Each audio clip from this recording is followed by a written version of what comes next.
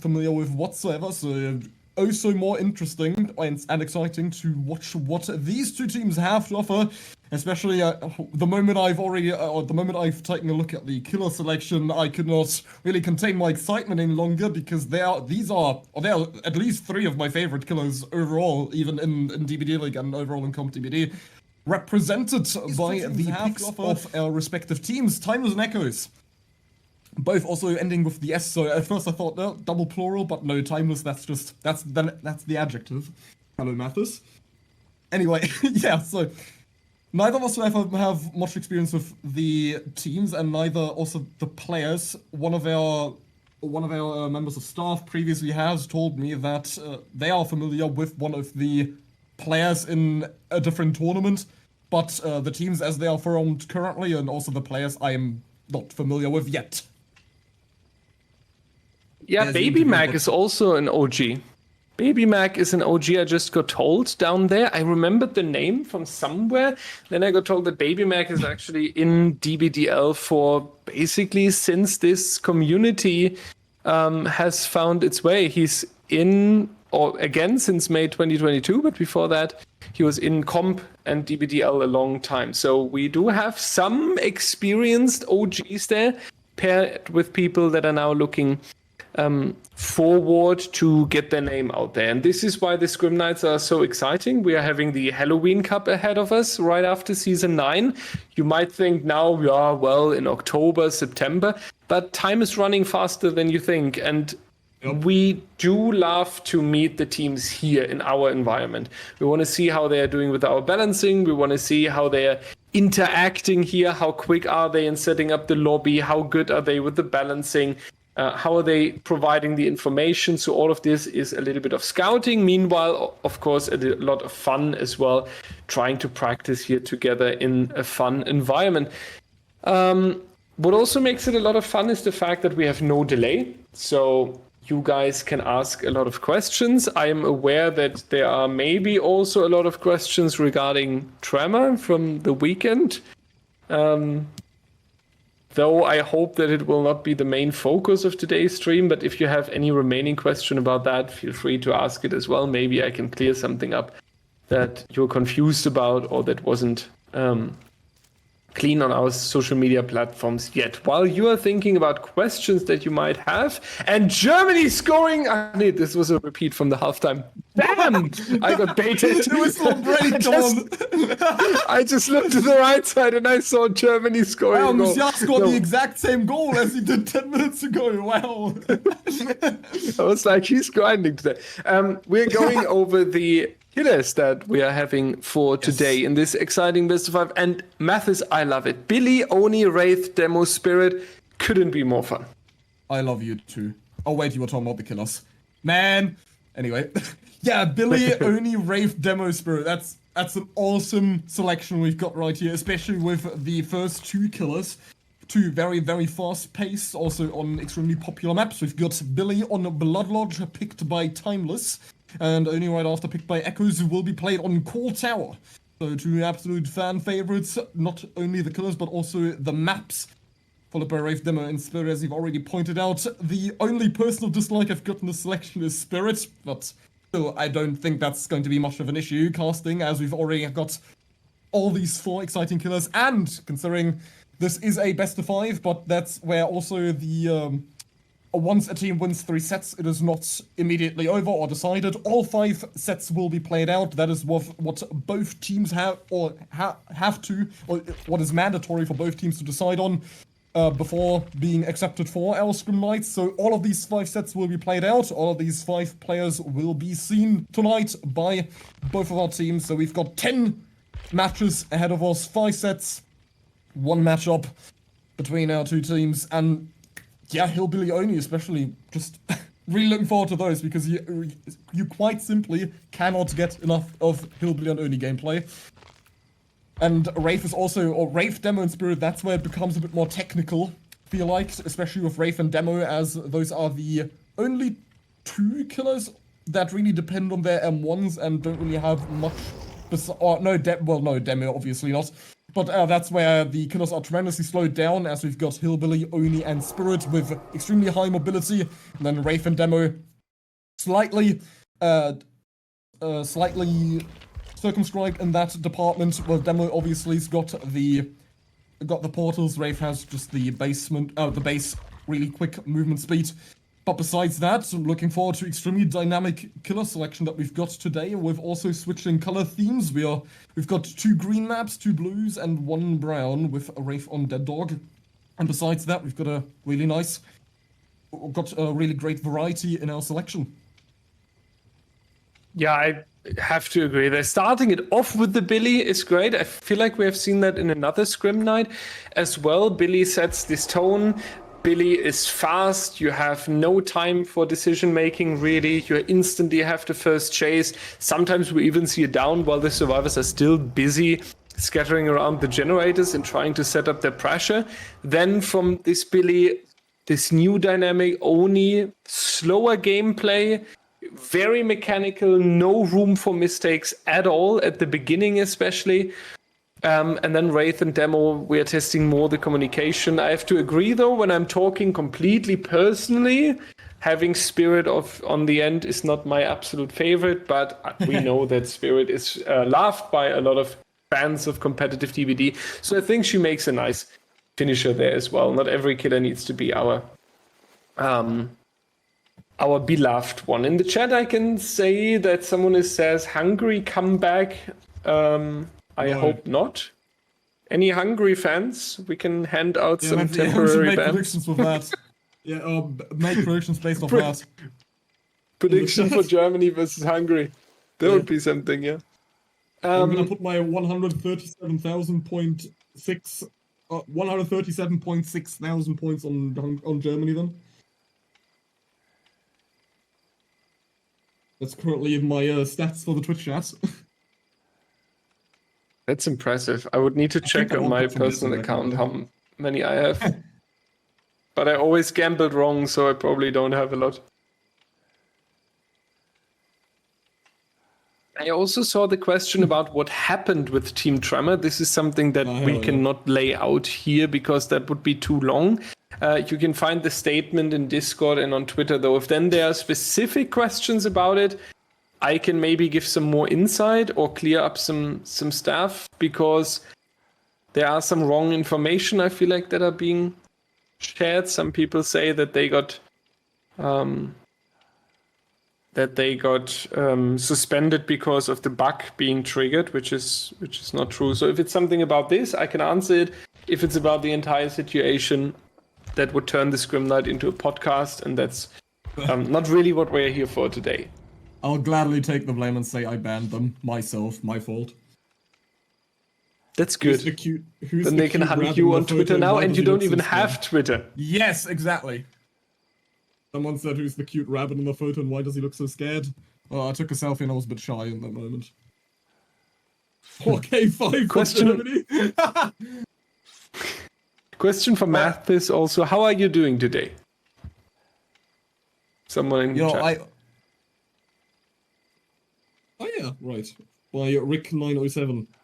No, personally, I hate that question because I feel the same every day. I always feel good, man. Don't worry about me. I've got a very cheerful nature. Very, very difficult to take my mood down. Daya, what about you? Today was actually good. Long free afternoon. Tomorrow is my free day.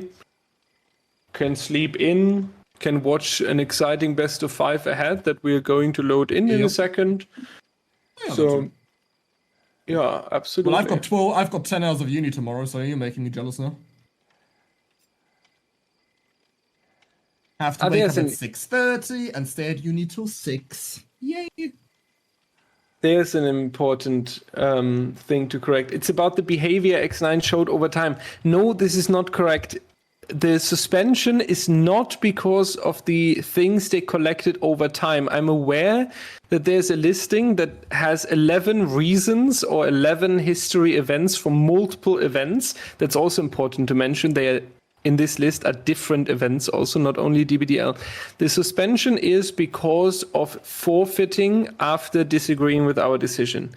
And it was the first time that a team has done that. So we as DBDL had to decide, how do we treat something like this? And if we are making a decision now, every future case has to be judged the same. And then we were like, how harsh do we want to go on it? And then we said there is no tolerance and no room for a team leaving us when they disagree with something. It just, that doesn't work. In any game, in football, handball, whatever it is, when the referee decides something, you can complain, and you can complain afterwards. And even if the referee made a mistake, they will say sorry afterwards in an interview.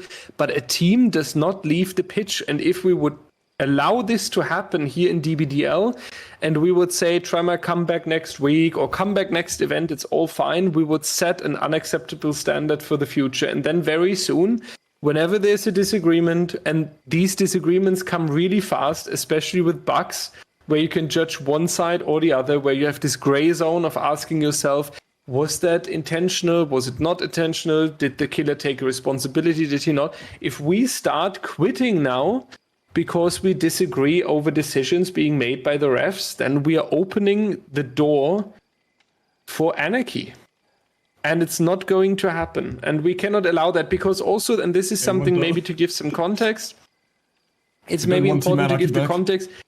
There's a lot linked to this forfeit. First of all, the bad publicity, of course, DBD.com being represented in a bad way, and a lot of people just waiting for it to say again in the public, oh, look at CompDBD, what a joke, like the typical narrative that we are used to.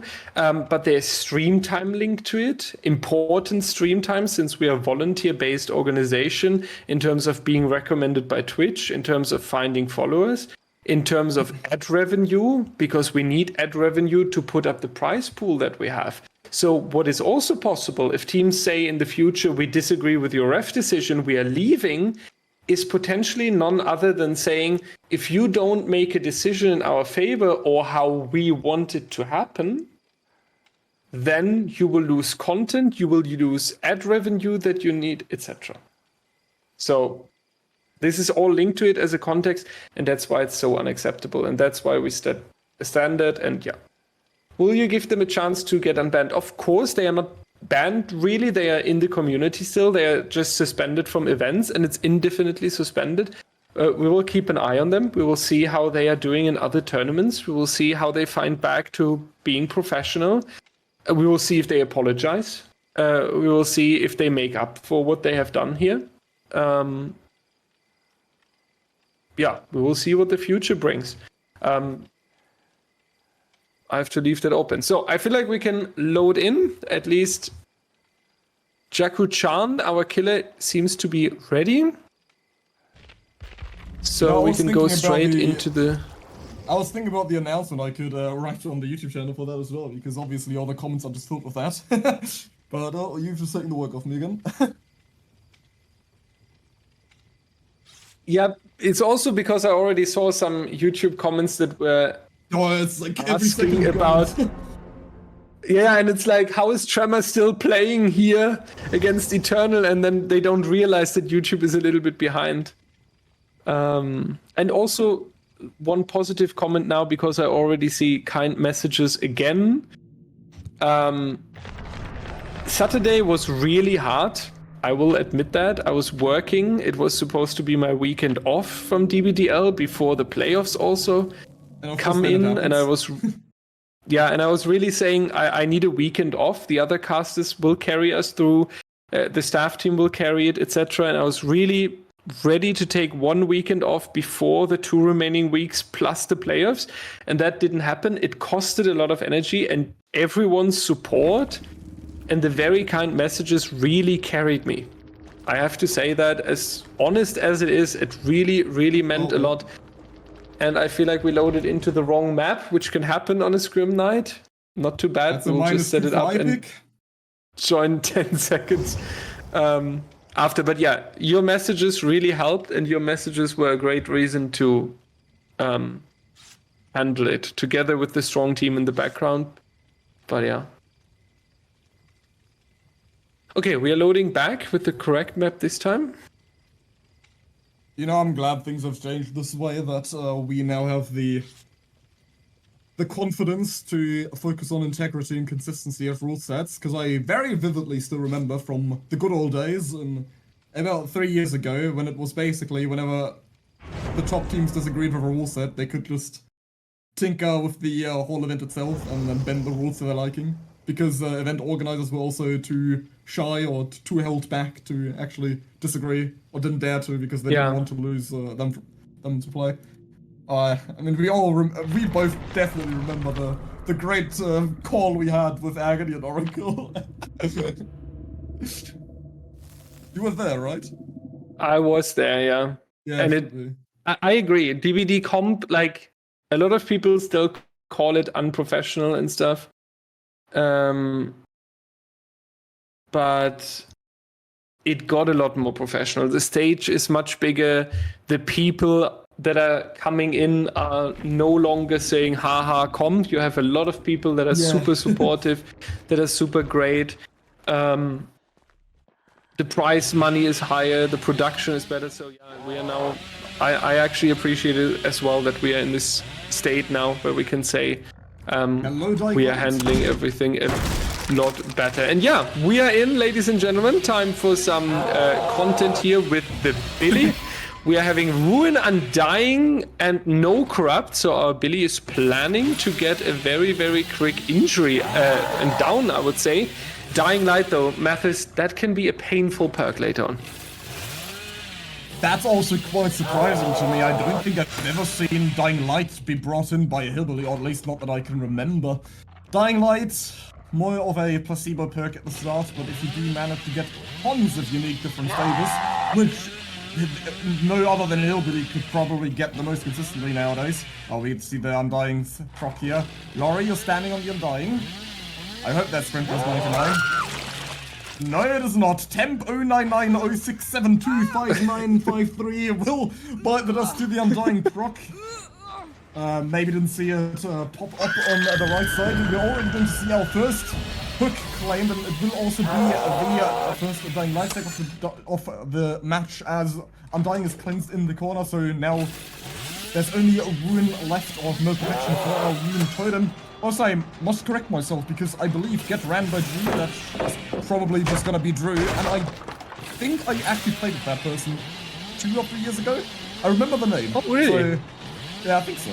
So they're not completely unknown players and teams, so, I mean, some of these players have already played in different tournaments. I mean, the Lori obviously hiding their identity. Maybe that's Xeno, who knows.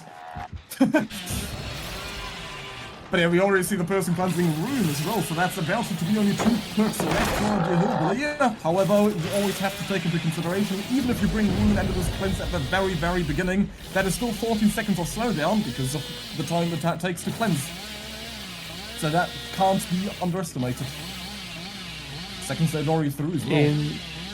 Indeed, yeah, the second stage here will really, really hurt. Onto temp 09906725953.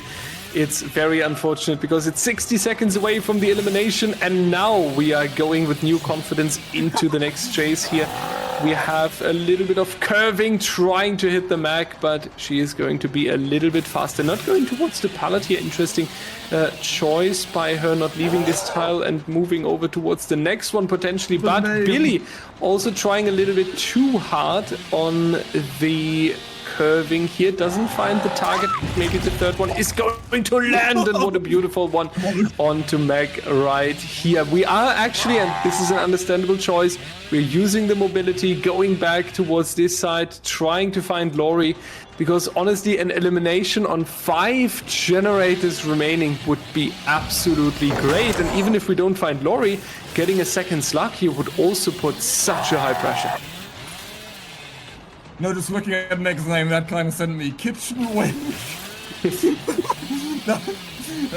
a bit of a questionable name there, but it's still quite interesting. See, Drew probably expecting our Hillbilly to double back last second or go wide there, was trying to crouch in the corner. But do we see Jackie-chan just holding a W straight around the side, being patient. If the Giant will be able to secure the down onto Drew. We're still at 5 generators remaining, one survivor, Dead Hook, our temp, and you know, I'm actually quite curious now if you could find that, or at what point in Pi you could find that exact sequence. I don't know, can you look that up? I'm gonna try doing that in between the games. Okay. And Mathis has a mission. Yeah, exactly. As a little side quest, if you will.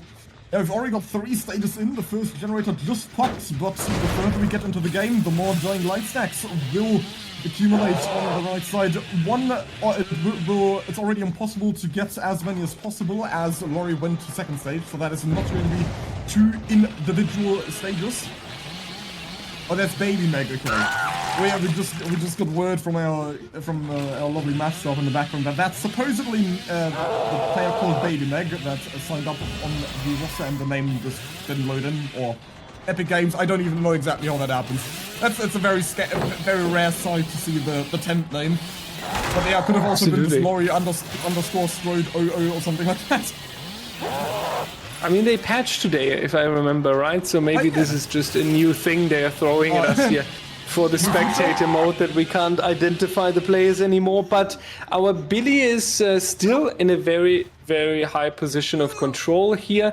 Luckily for the team, we were able to delaying the elimination of Laurie for quite a while. We have 1 generator completed. There should be a second one coming out very, very soon. It's unfortunate about the main generator here that will be kicked by Pop Goes to Weasel. 3 stacks of Dying Light, though, is also going to be a punishing factor. So our next chase that is coming out now needs to be a little bit of a longer one. In best case, not finding the Ace here. Ace should be very, very careful. And just where I'm about to say it, we're finding him on the TNL as an injured survivor. That's going to be really rough. Making it over towards the fun bus would be really, really crucial here. Trying to curve onto him, not going to work, but the distance is a little bit closer now. Able to make it towards the pallet, and this is what we need. We need a longer run, pressure on the gens, then we can maybe make some sort of comeback here. I'm getting nervous with these hits. They're so close. They could be connecting, but it's so close every single time. Drew manages to survive the chase for long enough, but for potentially a generator to fly in on the opposite side of the map, but it doesn't seem like it just yet. We see a dry kick on the generator, trying to get some of the progress that has been exerted by our survivor team. In the meantime, reduced to shambles. And no further survivor will be found in the near future connecting to the chase by Drew. So it seems like our survivors are doing a fantastic job trying to recover from their dire situation that they've been put into. I bet you haven't heard that one yet. that our killer has put them into. Azu will be the next one found on a TL, unlike will be healthy, but the fear of a curve is still omnipresent. Thankfully has the birch tree there, so our dear Azu could always hide behind that tree and would never be possible to curve our player if he went wide enough, or wide soon enough. Finds the edge map pallet to waste a bit more time. Jackie-chan immediately tries to go for the curve and immediately autos into the pallet, or maybe plan to go onto the pallet. Gets a cancel on the chainsaw, and a generator does actually pop in on the other side of the map here, so our survivors managed to recover slightly from it and to not be into this terrible wind condition. Another generator flies too, so there we will not have a terrible wind condition with 40 on 5 or 4 generators even. So at least 3 generators will be popped, so there's still much wiggle room for our killer in the upcoming trial. And now, do we get a rinse and repeat of the Spitz incident against Trauma? Hello, Grenade! Hopefully not. No. Yeah, Azu is not going to be able to do exactly what, or reproduce what Spitz was able to pull off. Yeah, our killer was watching that stream probably and was saying for today, if anything happens, at least not the Z-wall chase against the Billy here. 4 stacks of Dying Light, but you mentioned it, 3 generators done. We are setting slowly towards a better win condition here. First win condition in DBDL always the number of the repaired generators.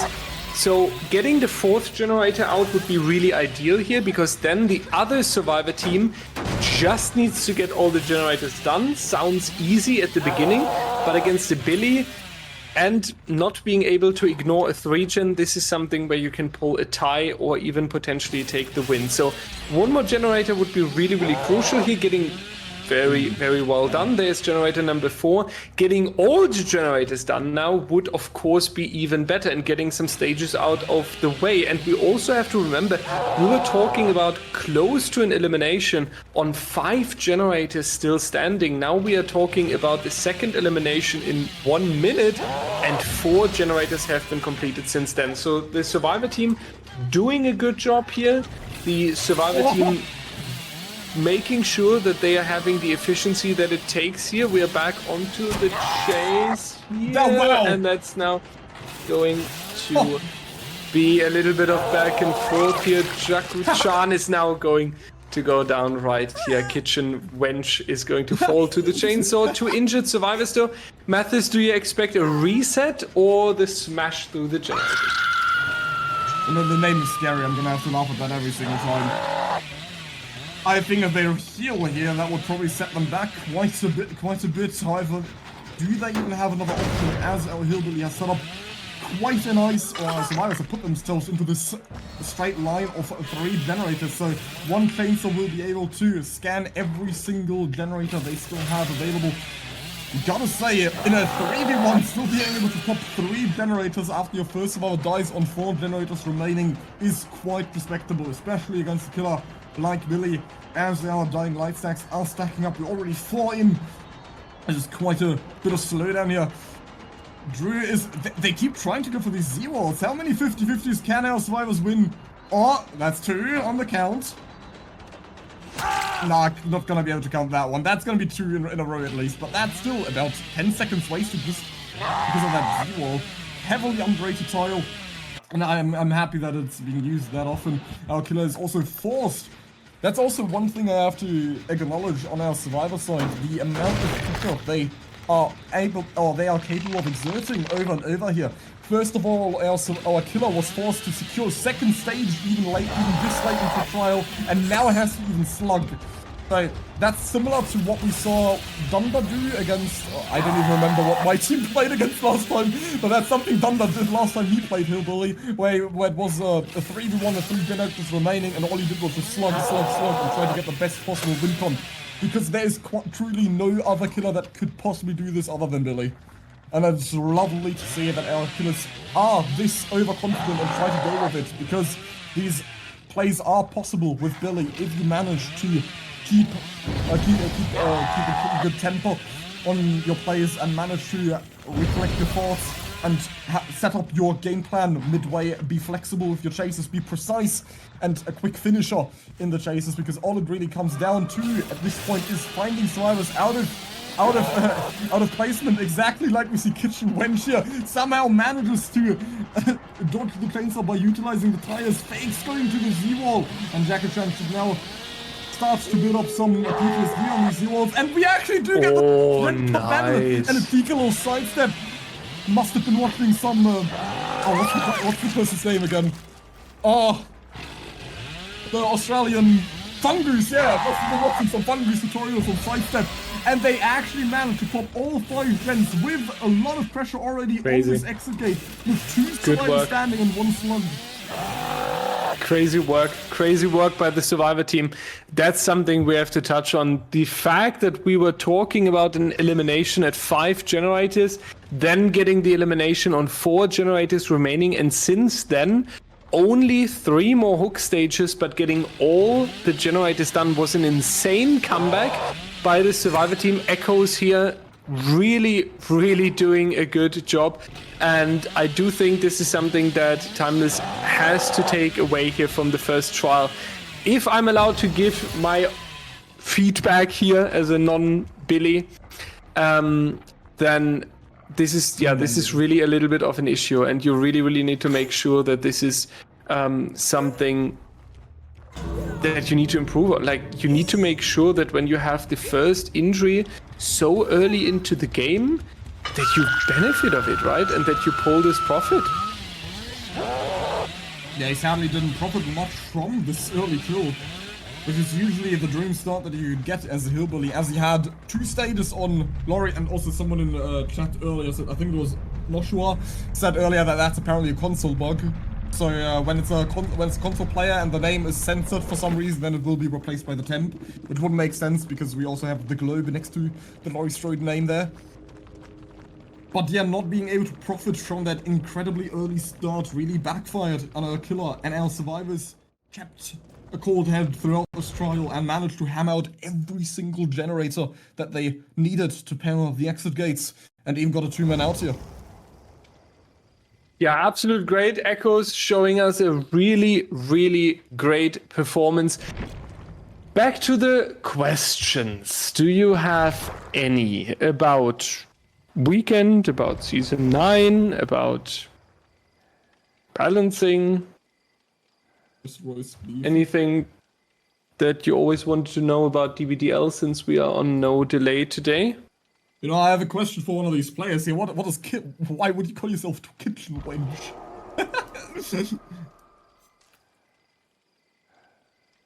Sorry, no, I'm not gonna get an answer for that. Hello, Lady Leora.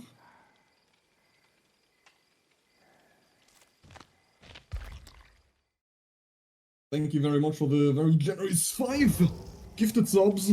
Thank you very much.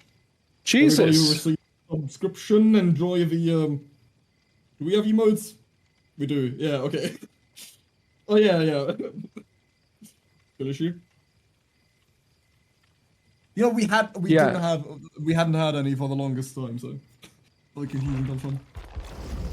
A late message from me, but screw anyone who thinks they are bigger than the tournament and wants to pressure you all by sabotaging. You all don't need that shit. We got you. Thanks a lot, Leora. We also notice you in chats and Discord, etc. It's a very, very insane support that you're showing. Thank you a lot. Really, really.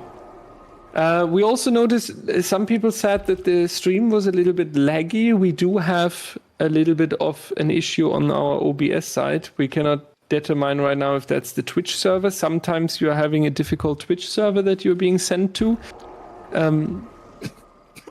Sometimes OBS is just doing OBS things. We will try to make a change while we are on the way. But yeah. Okay, that person's actually in chat. Why did you call yourself Kitchen Wench? That bunny is so cute, thank you. Maybe I'm pressing a bit too much on that. I also like how both of our teams have got scolds today.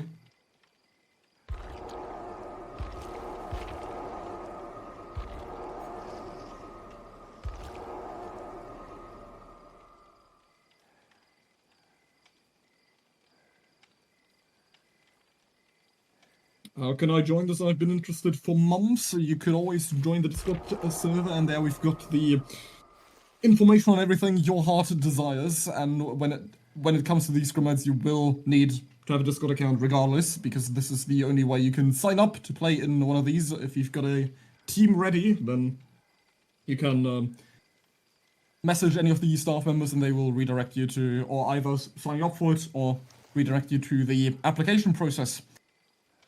So you get into it. 2-0, someone in chat said. What, are you a bit of ahead? It is 2-0! Gundogan! Now that's surprising. My man actually scored. Someone immediately puts it into chat. Are you on a live tick or something? Yes. The domination continues. Clean sheet every game. The own goal didn't count against Scotland. Leave me alone. I'm your fun, thank you. I don't know what that means. You are my fun.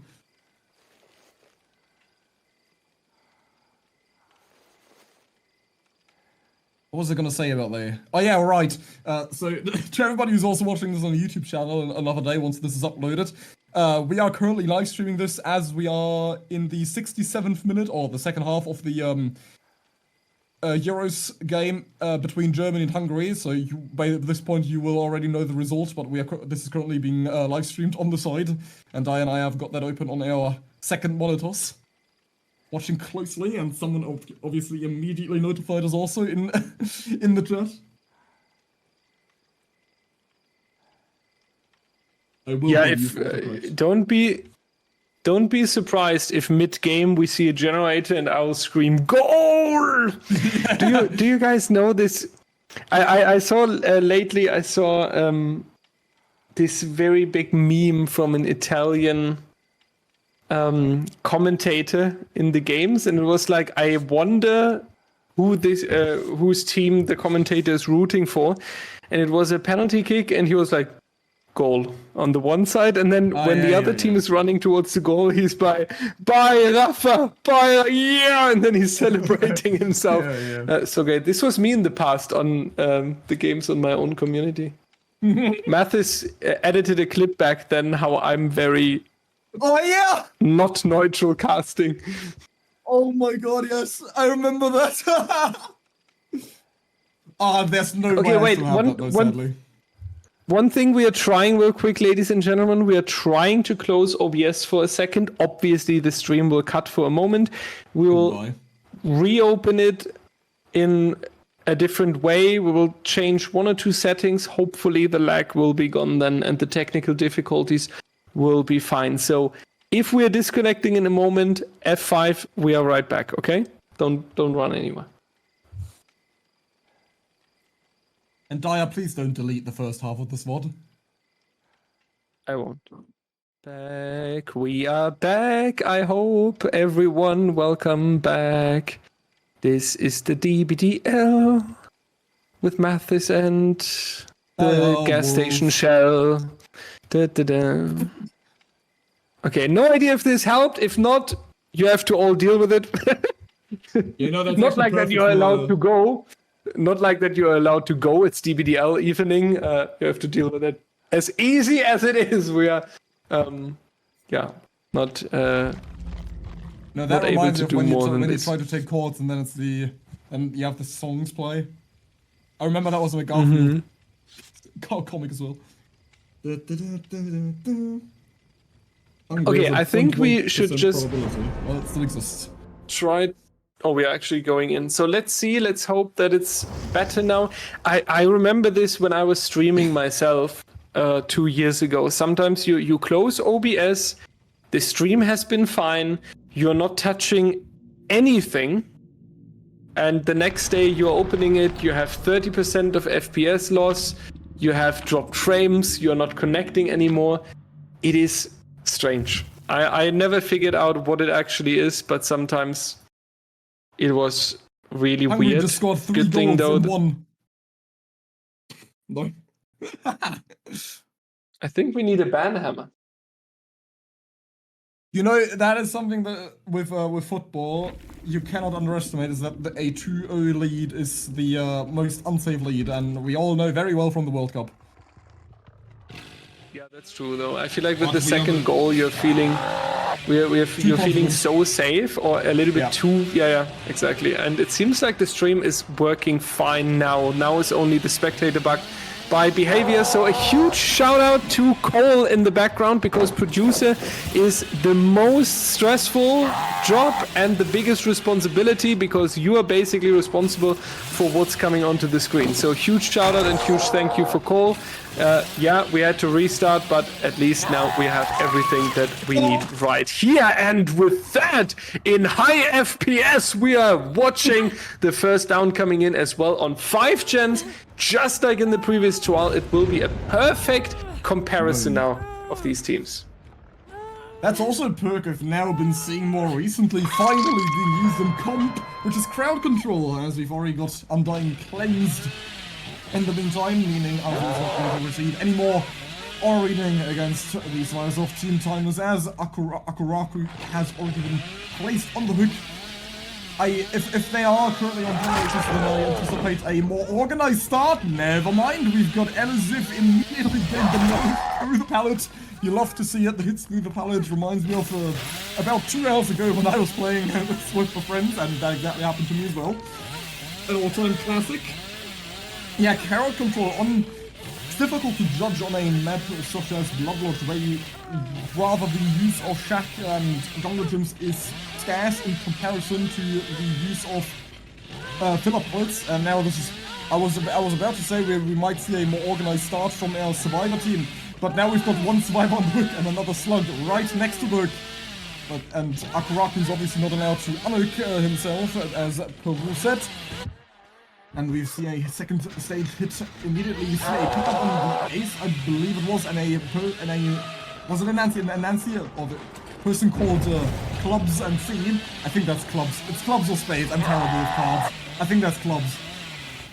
Ready with the sprint burst on the side, immediately goes for the long desired unhook, and we see Akuraku in chase next, as you see here a Kate groans of pain upstairs in main building with the Dennis landing, cocked and ready to make some distance right towards Shack. Has the filler now that I was talking about previously, which is not to be curved on it, doesn't want to take the risk, and immediately goes for a pre-drop to put some safe distance between the survivor and killer.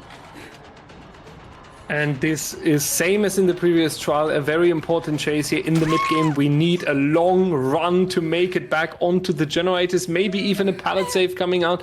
That would be the question right here. Is there a second survivor? The answer is no. This gives me the hope though that we are seeing 3 survivors spreading across the generators, getting some progress in 50% over here, 60% over here, and the hex totem is being taken care of as well. This is what we like to see, having a longer chase in the mid game and giving your team back this freedom, this wiggle room that your teammates need to fulfill their task. Really, really great to see that. So hopefully they're able to put up a second longer run. Ace dropping that pallet early to have a longer loop, wasting more time for the killer, but not going to be the longest run. Unfortunately, Quick M1 coming out right here. We do have an elimination. That's the tricky fact. But remember, we had that in the previous trial as well. The survivors were able to make an absolute great comeback. So Jaku-chan just played the Billy, so it's an experienced survivor against the Billy as well. Hopefully here now being able to take the responsibility maybe in the upcoming chase, going for a longer run and making sure that we see a comeback. I'm really glad that the crowd control is still up and it was ruined. That was cleansed previously, even though obviously Farsi, the crowd control would, ruin would be much more important. Yeah, we see similar plays here. I have to say the Ace's death locations were extremely unfortunate in the past, and that has put our survivor team at a real disadvantage, as he was slugged right next to the hook and basically incapacitated 2 survivors for most of the early game. That as he was able to stack stages upon stages slowly as Akuraku was a parachute on the hook, as our survivors were not in position to get either any of these unhooks. And also third survivor not being generated, as we had Nancy, our savior, with the sprint burst ready nearby to get the unhook once the Billy would leave, but obviously he had no reason to, as he had 2 survivors right in front of him that would be able to be generated. So worst case scenario would be 1 dead, then another stage ready soon, and then 2 generators pop maybe in the distance. But who cares about that if you've already got 1 elimination out and another survivor ready to be killed on our next in line. So yeah, now all depends on how many stages can Azu get in this now mid-game, and he does have a rather comfortable position, or he is in a rather comfortable position as the win-con from a previous game would, the win-con that has been set up in the previous game would be just don't let more than 1 survivor escape through the gate. So as long as Azu gets any 4K here, that would already suffice, and then, or get 3 kills here would also be fine, and with 5 stages in, he's in quite a nice position to do exactly that. There's tons of potential for our Hillbilly. However, in contrast to the previous game, comparatively, Azu has much weaker perks to play around here in the crowd control and thanatophobia, in contrast to the Pop Ghost, the Weasel and Dying Light in the last trial. So much more slowdown for our killer, but our killer in the last trial was also not able to get as many individual stages as he might have wished for, and wasn't able to stack or get either perks activated until the thanatophobia will always be applying passive pressure. Now we've got Elisif and Clubs injured. So that's going to be a little bit of slowdown with Thanatophobia, and crowd control should help in chases very soon. Oh, here we go. Oh, that was very much risk there with the medium bulk. I don't think that was the plan right there. And our killer decides to go back with the perfect timing here, was sensing that the unhook would come through. Really, really nice read on the side of the survivors, trying to make sure that we are able to defend the hook stages that we already earned. Jaco-chan celebrating with the firecracker, the second goal for Germany. A little bit delayed, but it's fine, we accept it. Going towards this next turn, it needs a longer chase. We have the pallet still in this jungle gym, so this is a valuable resource for our survivor here, but we are ignoring the pallet instead, going back towards the shack. We can only hope that this was carefully calculated. Now a little bit of back and forth around the car here, trying to distract from the gen, but the communication coming in too late. That's a very unfortunate down onto the ace right here. We are staying with the flashlight, and that was a little bit too risky, but potentially also the final chance to take enough time from the killer to go for that 5th generator and enough hook stages.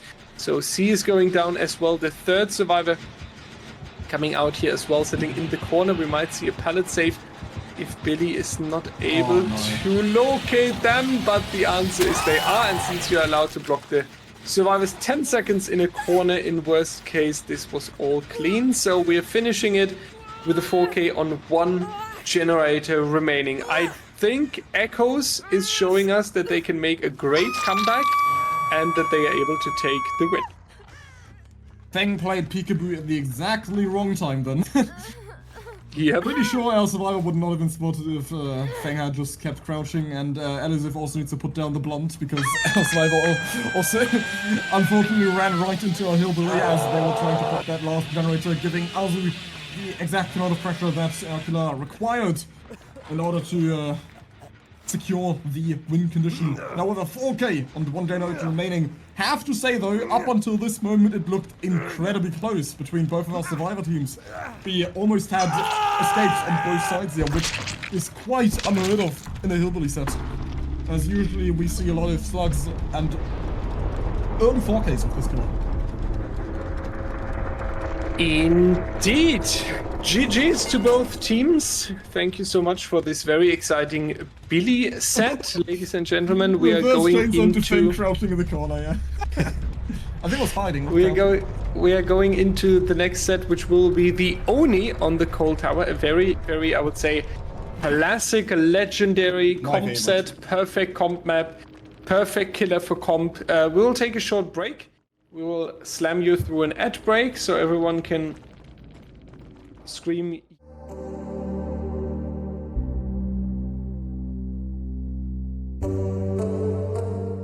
Are fewer, but unfortunately still not solved. We don't know what's going on today. The friend I stayed over, and now I don't have any. See, that's why it's perfect for you. Yeah.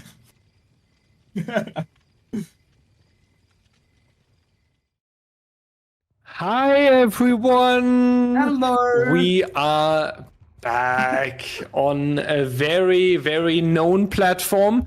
Not the Cold Tower, instead we are on Oni fans. Ha! What a gag. What a joke we are bringing out here for the highest quality of DBDL. Azu is playing killer against... I don't feel like I can even pronounce the first name correctly. So we are going against Elisif, Timeless Survivor Clubs, Team. Elisif, thank you. Jaco-chan. Thank you, Mathis. And you touched it briefly, Mathis. Oni on Cold Tower is the comp killer, isn't it? Oni on the comp tower, that is comp DBD. That is the definition of it. Oh yeah, absolutely. It's the dynamic that this killer... Well, hello, that's an Elliot. It's the dynamic that this killer really brings into any trial he's in, as he's got the standard M1 mechanic at the start of the trial that really also is all about bloodlust and zoning survivors into difficult and precarious situations, spots on the map. and then it all goes, it all completely changes once our Oni manages to get the ability up. It changes the entire pace of the game. We see Jackal trying their absolute hardest to leave this Paladin at an opportune time, but Azu expects the pre-leave, or as my team would call it, the GE, and manages to actually zone our survivor, get him stuck on the animation, on the vault animations, and will not be able to avoid this second hit, and that is going to be an early M1 down by our Oni with the ability fully up as well, so our killer would be potentially able to immediately proc this. Also has a full hex build besides the corrupt intervention that would be given on practically any killer besides Billy, as was proven earlier today. So yeah, with the Pentimento in Ruin, our killer has absolutely no reason to leave this right now. We've got a generator that was about 70%, now fully regressing, a hook next to it, and a Pentimento to it. If our killer really felt like it, he could base camp this survivor to death, and it wouldn't even be mathematically possible for all 3 survivors to pop 3 individual generators if they split because of the Pentimento slowdown. If you also obviously consider or take into consideration the time it takes to reach the generators, etc., the setup, and all that. And they're probably trying to also set up for an opportune time here for a save, which will absolutely not be possible. Ability is ready, Pentimento Totem, almost finished, generator regressing, and a burst on hook. What else would you ever want as a killer? This is just unbelievable. You know, you talked about the quintessence of comms, and you said it would be Oni, and this exact setup is the quintessence of anything a killer would want, and then also doesn't even get the unhook. This is absolutely terrible right now for our team Timeless, and Azu is doing phenomenally well on the killer, gets another down. Survivor's incapacitated, it's all on Akuraku. If this survivor is found before this unhook can come through any pickup, and that's gonna be a full slug, and yeah, doesn't even make it in time. He's cross map. He's forced to not only pick up LZF on the ground, and both of these, or one of these survivors is definitely going to bite the dust. Unbelievable position for Azu to be in. Yeah, this is problems team, we could say. Absolutely great Oni performance, setting himself up like this with the Pentimento, getting the hook stage right next to it. A lot of people might say, yeah, this is luck because of RNG, but no, that's not fully true. You have to set it up, and then you have to get the hook stage inside of it. You have to earn that by pushing the survivors there and then making sure that you can take the benefit. And this is something that Azu has done really, really great here for Team Echoes, really having a plan, really well executing it, not giving the survivors an alternative even. So absolutely well done so far. We love to see that. Next chase coming in with our injured ace might be a potential quick down, but totally understandable that you go back towards the hook here. You have 3 generators around this hook. You can progress the survivor into second stage. They are not allowed to use the anti-camp mechanic as well, so it would be a survivor coming in. Power is not fully ready yet, but I don't think you really worry about that. If ace would come for the unhook, an M1 is enough, and if you are going full power, then you can stop the unhooker even if they are healthy. So it's a great work so far by our killer. Good job, definitely ahead of the team here. And Timeless, Mathis, we have seen it in the previous game. They had a good start. They were having a plan, then it fell a little bit apart. It felt the same. Now here, in this case, out of nowhere, a situation occurs, an unfortunate situation. They are falling apart a little bit. How do you see this? Yeah, it all comes down to not taking the possibility of Pentimento into consideration, because that is, as we have our campfire chats, that's basically what Azu just set up. We see a last-ditch effort by Elisif to pop another generator to give a slightly easier win condition, but we're 40 on 3. That is hardly possible to turn around, especially on Oni, where a killer that can be bullied in the early game and not even be given a chance at all. I speak from experience. So yeah, that incredible position, and then Nancy also wasn't able to get the unhook in time, and Germany win 2-0. Anyway, let's go. Let's go. Clean sheets. Yeah, exactly. So Azu's unexpected hex build with Oni. Usually you would see at least one chase perk or pop, eruption, etc. Well, that combination span bot individually, you know? Is this gonna be a head-on? Was that just around the corner? No, it was, I think, a head-on attempt, or maybe just the force pickup to deny any slugging. But, well, considering Azu already has 2 downs and doesn't want to further it out, Akurat is still the lucky soul in this trial, the only survivor that has not been pummeled into submission by our Azu. Yeah, with the Hex build, that's... I don't even remember a single time having seen this, because usually you always have one Gen Kick perk and one Chase perk, either Brutal or Bamboozle, usually Bamboozle. So seeing this combination of perks is really rare to see, but it makes me quite joyful to see this variety, and that is exactly what this Scrim Night is all about, to have killers or teams test out different possibilities of their potential overall.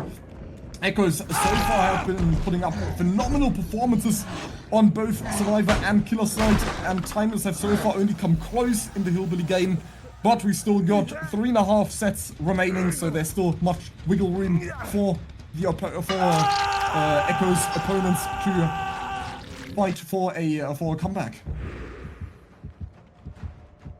A comeback in this potential 4K4. Is that possible?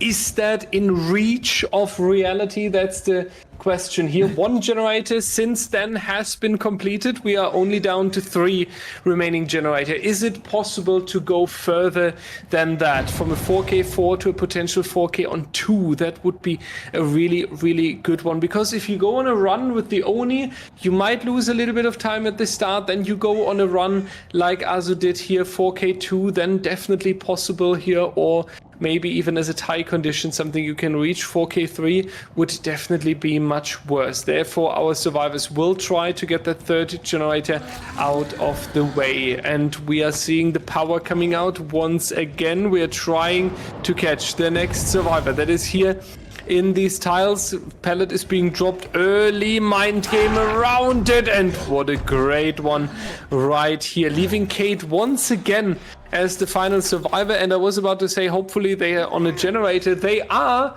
but with 10% progress at the moment, I really doubt that this generator will come out in time. So the only strategy I see now is sacrificing the team member here, accepting the 4K3, and trying to get out on the other door though. So if your Oni is somehow able to play a perfect game and get a 4K3, that you are then able to break the tie due to the hook stages. And also, I don't think the gen is coming out in time, because the hatch will block this generator. It might be a race for seconds though, but I don't think that will be enough time. Oh, that wasn't one. Oh no, that was one. Nice. Okay, Kate. There will actually be a super... Oh, this is a photo finish. Get ready, everyone. No hyperfocus. Get ready, everyone, for the first photo finish in DBDLeague history. 15%. Great skill check. No, it was a good one. It was only a good skill check. It pops. That's 10 seconds left on the hook, and then half chance to spawn. It takes another 10 seconds for Survivor to die. You get it, yeah. Pop. Yep. That's funny. You know, our only killer. Well done. Player or Azu should have just looked around the map here, because there's absolutely nothing to lose if the ammo comes through, and then risk losing another generator here. So 4K2 is what it's going to be, a map that for a very long time looked like it could have been a 4K on 4. And also, no, you get on the gate, it's cross map! What do you mean? Yes, Akuraki, go! Go! An escape here would be insane. Yeah, that's not gonna be enough, I think, because our Kate hesitated. Will it actually come down to the hesitation? It might. I think so. I think it is. It does. Oh, Luke! Oh, Luke! The spin into the right! Go, Akuraki! The useless style points. This is content. Yes, the wave, the disrespect. My guy pressed number 2. What? I'm sorry. That almost missed. And then he ran into the swing. I'm pretty sure if Akuraki hadn't hesitated there, that could have been an escape, because obviously I only has to kick on the exact opposite side of the map, or that has to close the hatch on the other side of the map. So it should have just, like, 11, the exit gate here on the left is main door. It was perfect. That's a free escape, man. He hesitated. The 180 finish. But a good attempt though. Good attempt by the survivors. The fact that they got the third generator out of the way was really, really important as well. That sets a somewhat okay win condition though, because a 4K on 2 gens remaining is something your killer can get. You are going on a power early on, you are having a good streak then by chaining hits together, so this is really something that we might see here. Kate? It is not, because the charms are missing. No, but it is the same skin, isn't it? Wow, yeah, it doesn't count. Imposter! It doesn't count. Like, if you want to play it, then you need the charms. We have the body, but there's no soul. A little bit maybe. It's my Kate ordered on Wish. Basically. Good enough. Well, I hope it was a good. Okay. Time for the rematch. You mean there's gonna be a Hungary in Germany again now, or what? Yes. First of all, this, and also... no, the rematch on Oni. I'm just reading chat real quick. Yeah. Oh, sheesh, this looks... You wait, you would be Oni in this set. Okay, so it seems like also that a player was switching, or a team was expecting that someone else would play the Oni. Not entirely sure. Quite fitting. We've got an upcoming player called Demon Time. Demon Time. Yeah, this is how you. Demon Time is either a gamer tag for someone who is really dangerous, or someone who's 7 and screams at others in Counter-Strike. This is the range of Demon Time as a username. Don't call me out like that. This guy's hungry. Was that your username when you were 7, Method? No, I wish I was that cool. You know, fun fact, when I was like much younger, I actually called myself, I just called myself Stegosaurus in games. Because it was my favorite dinosaur. But that was like when I was 8 or something, or like 10, 12. Oh yeah, and my very first DBD screenshot I ever took when I played in 2016, that was still my name. Right. The history of Mathis. Yeah, then I just renamed to Hello. I remember at one point my name was Uncooldet. Nightmare 888, that's also scary. How do the Scrim Nights work? Is it viewers play against or something? No, it's 2 teams that are not in our event at the moment, so not in Season 9. You can send a message to Savannah or to me. If you're interested, you give us some information about your team, about your roster, and then we will set you up either for the next week already, or if we have a lot of interested teams, which is the case at the moment, I believe, then in 2 weeks. And then you're playing a best of 5 against an opponent. Focus is practicing together, experiencing the DBDL stage a little bit at least. Yeah. Who's the other one talking besides Dyer? That is Mathis, our YouTube editor. We've got an actual brand. We've got an actual brand name in the chat here, Captain Crunch. It's an honor. Haven't tried your cereal yet though, but please don't curb stomp me over that. My first ever user tag when I went into gaming. Was a Dire Wolf with a 2 and then a 1? No. It was from the series. Do you know Pretty Little Liars? Heard of it, but I don't know. I haven't watched it. But and my gamer tag. So pretend like I know what you're talking about. My gamer tag was Ezra Fitz, who was the high school teacher. And then later I didn't like him anymore because he did some really shady shit. Nice, so you had your career set out very early on then? Pretty much, yeah. Yeah. I didn't like him anymore towards the end. Bonus match after Season 9 of me running against Eternal. There will be no run if I'm going against Eternal. If I'm on Killer, there will be a run, but it will be a marathon. No, it's gonna be 4 killers against you, and it's all Eternal players. Cyrilla, we appreciate you.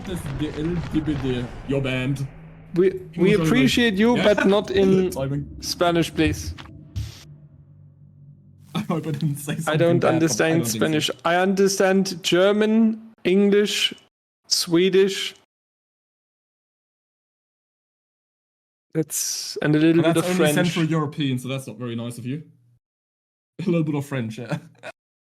But people usually say they speak a little bit of French because they had it in school and then completely forgot about it as they grew up.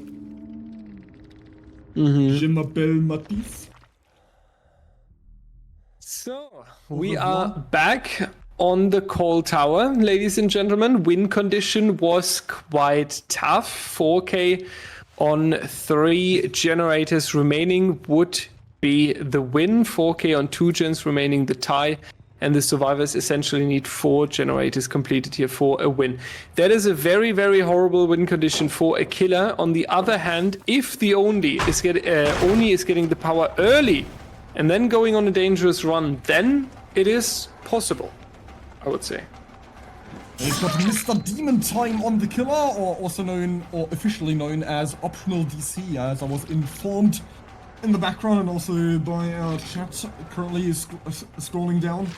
And apparently a quite well-known player, so some of the people that are currently watching should be familiar with the name, but Mr. Demon Time could not be better really for Oni, as that is exactly what we are about to enter with this last proc of blood. All it takes now is to hold down control for our Mr. Oni, as long as he doesn't have it set to anything else. But yeah, also ridiculously early power. There we go, Demon Time. We've got a ridiculously early power again, just like last time. And the curve goes extremely wide, tries to catch out off guard, and the crouch that comes through. Mr. Urban Evasion somehow manages to get some value out of that mid-chase and drops it on the correct side. Optional DC is trying to curve around. Drew's hiding in the corner. That is going to be the down. It backfires entirely. Turtle just committed to the pallet, but he can never know with little cubbies like that if the Obi predicts it, if the Oni player just predicts it and holds his ability early on, and then has you stuck in the corner. Drew was trying to do exactly that, and it backfired as Demon Time didn't manage to connect all the way around and was trying to go for the pallet most likely, or expected Drew to just go the long way instead of trying to do a bit of juking there. But it backfired entirely, and that is going to secure our first stage of the game, as Mr. Demon Time is trying to collect more blood points, also with a more conservative build that I was talking about previously in the other game, with the Eruption, so 1 gen kick perk, 1 chase perk, and the Ruin Still for safety reasons, or any other 2nd gen regression perk besides the active one that you could use throughout the trial.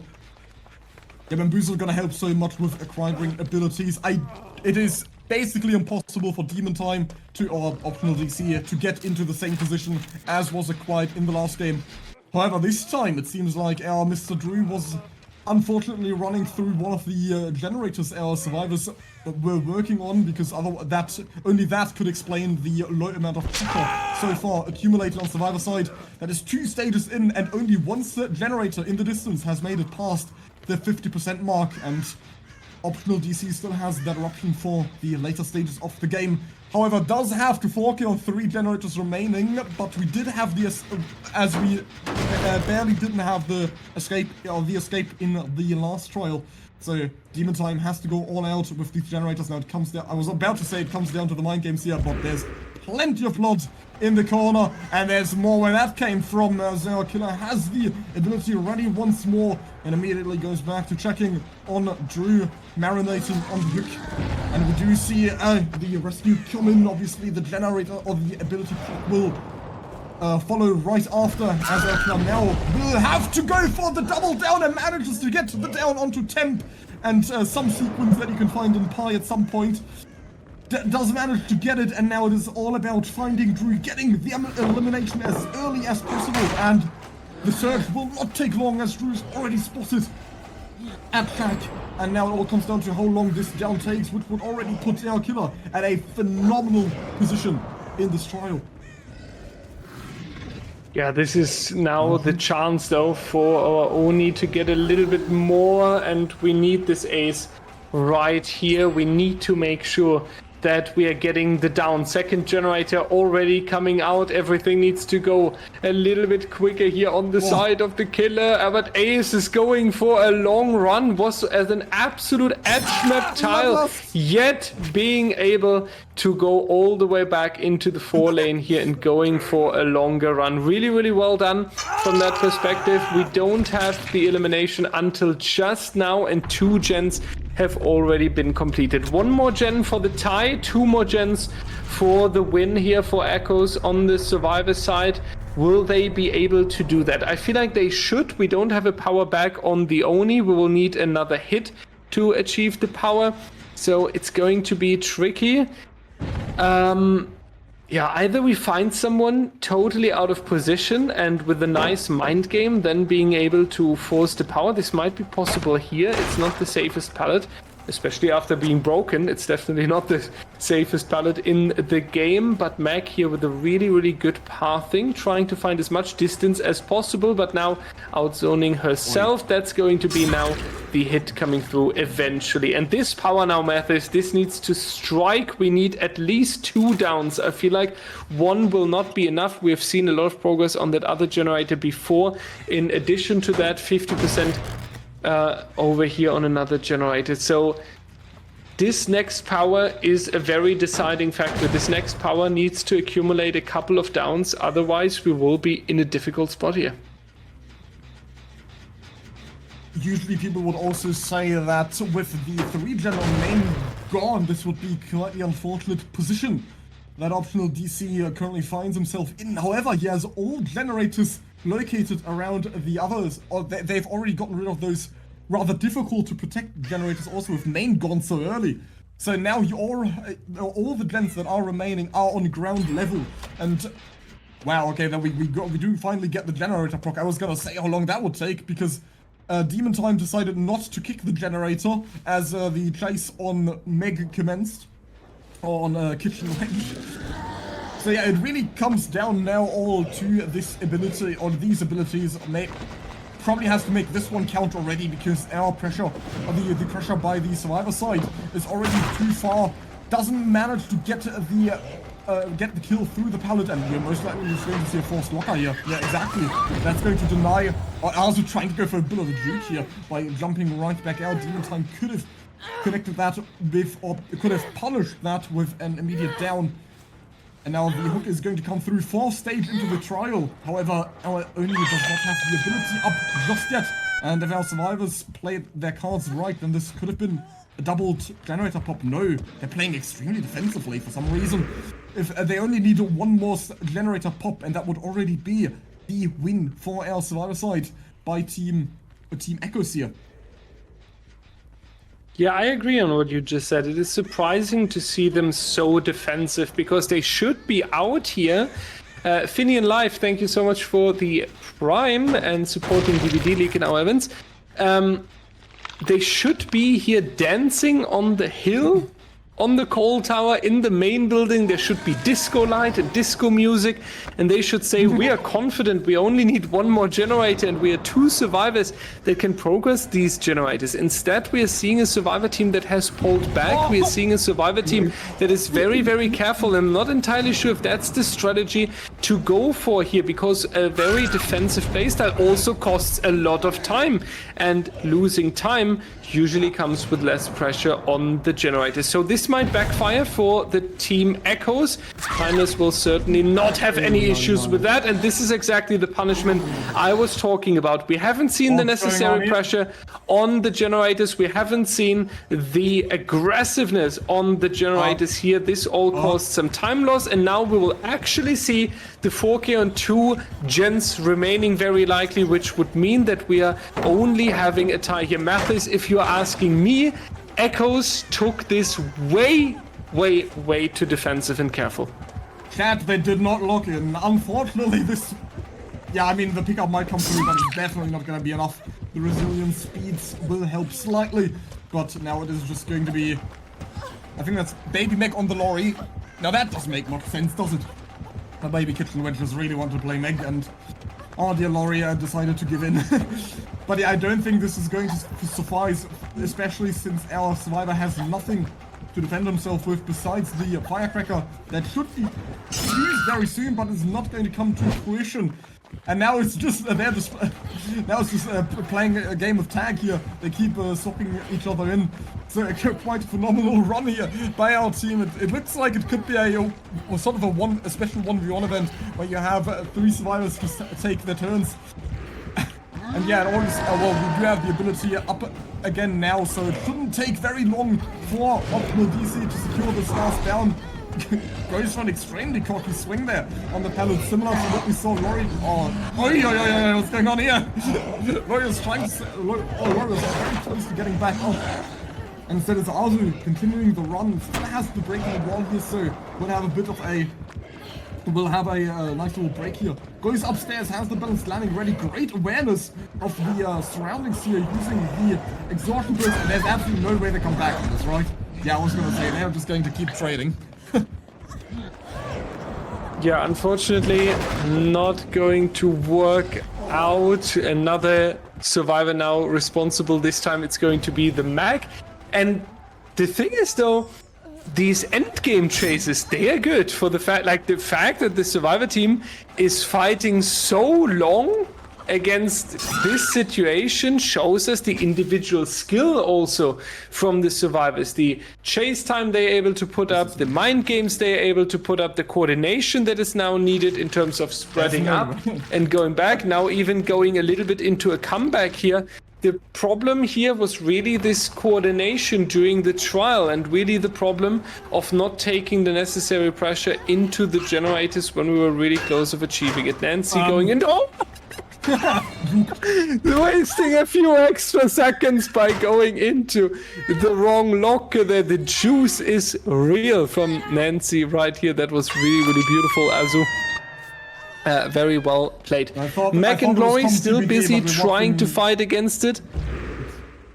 No, I thought this was an Aaron video. We're watching Olympics here. This is a relay race. They keep passing the metal bar to one another. Yeah, they're really trying, and I really like to see that. It's a big shout out that Echoes deserves here because they are going for so much. They are going to try here. I still feel like I don't want to be the pessimistic person, but I feel like it won't be enough, Mathis. Yeah, all good things must come to an end, and at this point they're just weeping. So we've got blood literally covering the entire map. So, one way to paint the town red, I assume. So, great effort here by our survivor team. Oh, another juke comes through. Great effort here that these survivors are just absolutely not giving up, but I don't think, as you said, it's just not going to suffice. We do get immediate unlocks here. So this is one of the funniest Oni games I've seen, to be honest. There's so much blood all around the map, so literally, when it doesn't matter where the ability ends, if Optimal DC just holds them to anywhere, it is going to be, the bar will be recharged immediately to the brink. So yeah, now it's all about finding these 2 remaining survivors. We've entered a game of hide and seek here, as they're really trying to play this game of tradition here. Just really, really patient. We do get the head-on stun finally, not going to be denied as it was in the previous trial so far. And it might just be enough for our survivors to get a bit more time here, as we see Laurie almost bleeding out on the ground as well. That's also something I haven't seen in a while here, where the killer is actually actively trying not to slug really and just consistently forced into new chases, but our survivors are still bleeding out. And back to Nancy and Mac. Now we had Laurie and Mac, we had Nancy and Mac, we had Mac on their own. So we are testing all type of combination now from this survivor team who works together in the best way to put pressure back onto the killer. Now we are actually on all 3 survivors back in the game. That is a really, really good... Like, if they actually get generator number 4, I will apologize actually, because then I was a little bit too early on the judgment. I still think that the 4th generator is unrealistic if the player plays it correctly on killer. That's the assumption though as well, that the killer is not making an additional mistake here. But if Echoes is going through that 4th generator, then I will say officially sorry. Right here on stream. How is that missing? Mac is just going into the end of the main building causes the power loss here as well. Correct decision to jump into the locker. You're forcing the pick. You're ending the power there and giving your teammates some additional safety. Unfortunately, Mac will pay a very high price, the price of the second hook stage, so 60 seconds away from the elimination right there. All 4 generators are located half or bottom side of the coal tower, so it's also not the biggest distance, and Demon Time needs to make sure that he gets one more survivor with this upcoming power here. If they pop this gen, this would be the most legendary survivor performance I've ever seen against Oni. And that means a lot, speaking from a guy who uploaded a video about zero staging. I've never seen a comeback like this. This is just so wild. And for some reason, Kitchen went dynamic. Wasn't that survivor second? Hello? Still clicks? Well, Azu is dropped immediately, and we see Laurie hiding on a hatch. Ah, well. Sadly, it comes to an end. Oh, I believe they weren't expecting the killer to expect the hatch play then, because Survivor killed himself on hook, and Azu was about to be picked up and hooked as well, so that would have been both survivors being sacrificed, and then Laurie would have been able to get the hatch in time. But obviously our killer knows better than that. The triple head-on on the exact same locker. There's no way. It's the third one now in a row. Hasn't failed a single time, except for the beginning, I believe. But that's just wild. And our survivors... Okay, the fake is incredible. Man, you're still exhausted. That's not gonna come back in time.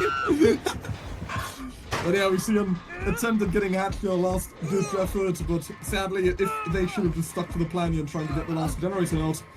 And this is now going to backfire, and that is all survivors soon to be dead at 2 generators remaining. So we see actually a tie come through. A tie indeed. Echoes, I really want to say that though, this was incredible, having so many slugs and fighting for such a long time and avoiding that 4K for, I don't know, 4 or 5 minutes. Was really insane. And the trial is not over. There's actually a tiebreaker possible. Echoes is pulling all the surprises today. If this survivor escapes, it would be no longer a tie. Echoes would win if this survivor escapes. I have got a breaker too. Okay, bro. Never mind. I was now about it's to official. say, those gates, if my guy had just waited out and that power on main or something, that would have been easy. That would have been a free escape. Those are ridiculous gates. They're both behind the hill on the exact opposite spot. Yeah. On the exact opposite spots of the map. That is unbelievable. If you have a perfect diameter through the map, the longest possible line you could draw, you would have both exit gates at the exact opposite position. So that would have been wild. But unbelievable eyesight here by Optional DC. Didn't forget to put in his contact lenses today and managed to use his eagle eyes to spot Laurie hiding in the little cubby. Indeed. GG's. That was a nice Oni set. We are moving forward to the Wraith now, the third set for today. Mathis and me had a while ago in mind that we are testing how it would be in DBDL to have one commentator only, a little bit like you are used to from soccer, for example, where you have one commentator talking to you and then taking a little bit of a... Yeah, but football can be confused, so I always say soccer. But you are basically aware what I'm talking about, having this one commentator who's talking to you, having a little bit of a break. Sometimes we want to test this. We don't want to test it yet on the weekends in the Season 9, but we want to test it during Campfire Chat. The big advantage is Mathis can further experiment, and I can call my family because I owe them a call to talk about something and plan something. So for the upcoming Wraith set, you will be with Mathis. You will be in good hands. I don't know if Mathis will take a break or if Mathis just talks through it. No idea. But I will give you into Mathis' hands. You will be on the Wraith. And I will come back after the experiment and me finishing my quick phone call that I cannot skip for today. So Mathis, the stream is yours. Hell yeah, so much power in my hands that should not have been given to me. Yeah, as there's still gonna be a bit of time until we light into the race set, and I desperately need to refill my water bottle as well. As if I'm about to solo cast as well, that's gonna be a bit difficult on the throat. So can we get Wraith noises? Maybe, if you ask again in a bit. We are going to go on a short break until we are back with the race set, but between the Wraith games, I promise that there's not going to be an intermission, so I will try my best to entertain you in between. But yeah, for now we are going on a short break. We'll be back in only a few minutes, as these teams have also done exceptionally well setting up these lobbies extremely quickly. So a very big thank you to both Timeless and Echoes. We'll be back in just a short moment. Stay tuned, everybody. Hello everybody and welcome back. We have a return to the Dead Dog Saloon, the first appearance of this map today. And as Dai has already preluded in previously, oh hello, good morning Drew, has already preluded in the previous set, this will be solo casted by me, yours truly, and we've got Bubba T on the Wraith against our survivors of Team Echoes, if I'm not mistaken. Hopefully got that right this time. It's difficult without the team tags that they had, or that Timeless had, at least earlier. But Bubba T, the odd one out. Also the only one that didn't send our producer a friend request. How dare you? Bubba T, another player name besides Drew that I am familiar with also. I believe some people watching might also be familiar with this name. Yeah, a player that I've seen about 3 years ago, if I recall correctly. Also with a very unique perk choice. You've got to make your choice on the build. That's a perk I haven't seen all league so far. So beautiful to see that in a Scrim Night. Already 2 hits that I wasn't able to acknowledge in time. We've also got a new player on the survivor side, Baron of Sealand TV. So we've got almost royalty on the survivor side, as Baby Meg will be found on the corner, in the corner of the map. He gets hit straight through the pallet. Didn't expect that hit to connect. That is going to be a 3rd survivor injured. Never mind, one will be healed in the meantime. See Azu on the main building, vaulting out. But he getting rid of one wall after the other. It will be Drew next in chase. Has the quick and quiet revealed, so it might also be our head-on player. Good note for Bubba T to take from later on. Will not win the pallet, so there's going to be 3 survivors injured. Bubba T not playing Leatherface is a crime, absolutely. CRM. Now, you've been in chat for a very long time, but I still don't know exactly how to pronounce your name. I hope that was somewhat accurate. Ace continues in the corner. We hear the grunts of pain by Ace, now with the extremely unsafe pallets. That will just be pre-dropped by Drew, who will immediately try to find the connection to another tile. A 0 ping moment. I was about to say hello. Doesn't go for the hit there. You see another quick and quiet proc on the vault back. And a pallet reverse. Extremely lucky. And a great ping moment for Drew. As seemingly has so far won all 3 out of 3 unsafe pallets in the corner. Makes it to the somewhat safer pallet despite Bloodlust 1 kicking in. Also manages to distinguish one animation from another. Does not get baited by the M2 fake here. And that's all 4 unsafe pallets dropped in the corner. Also I just realized a very unique add-on choice here. So yeah, that is finally going to be the first hit in the corner. You see Azu trying his absolute hardest to leave this area. Another very cheeky window fake. The window fakes, that's sort of been a reoccurring theme here with this team, as we also saw something extremely greedy by Valori in the previous Oni game, where with the T-wall.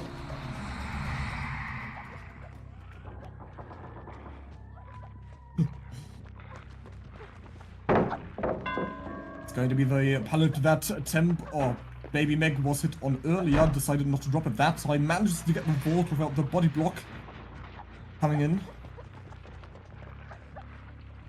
What's this now for an almost 3rd time? Now this window might seem relatively safe due to the sheer length of the tile. However, you basically have absolutely no vision on the killer, and that is going to be exactly what will cause the downfall of Baby Meg. That is going to be the first stage, finally, of the game, and I'm very, very curious to see how the perk at the top there is going to impact the remainder of the trial, as the pain res is going to help out tremendously. Will not allow this generator to go past the 50% mark that Baron of Sealand is currently working on.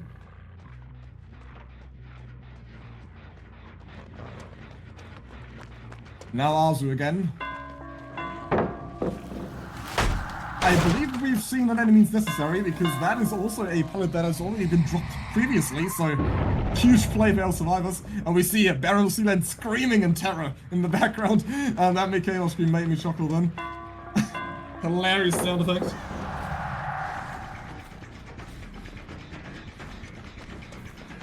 Arzu somehow managed to connect to this. No, he's going to get the medium vault, and that is going to cause the injury on our dear Nancy player.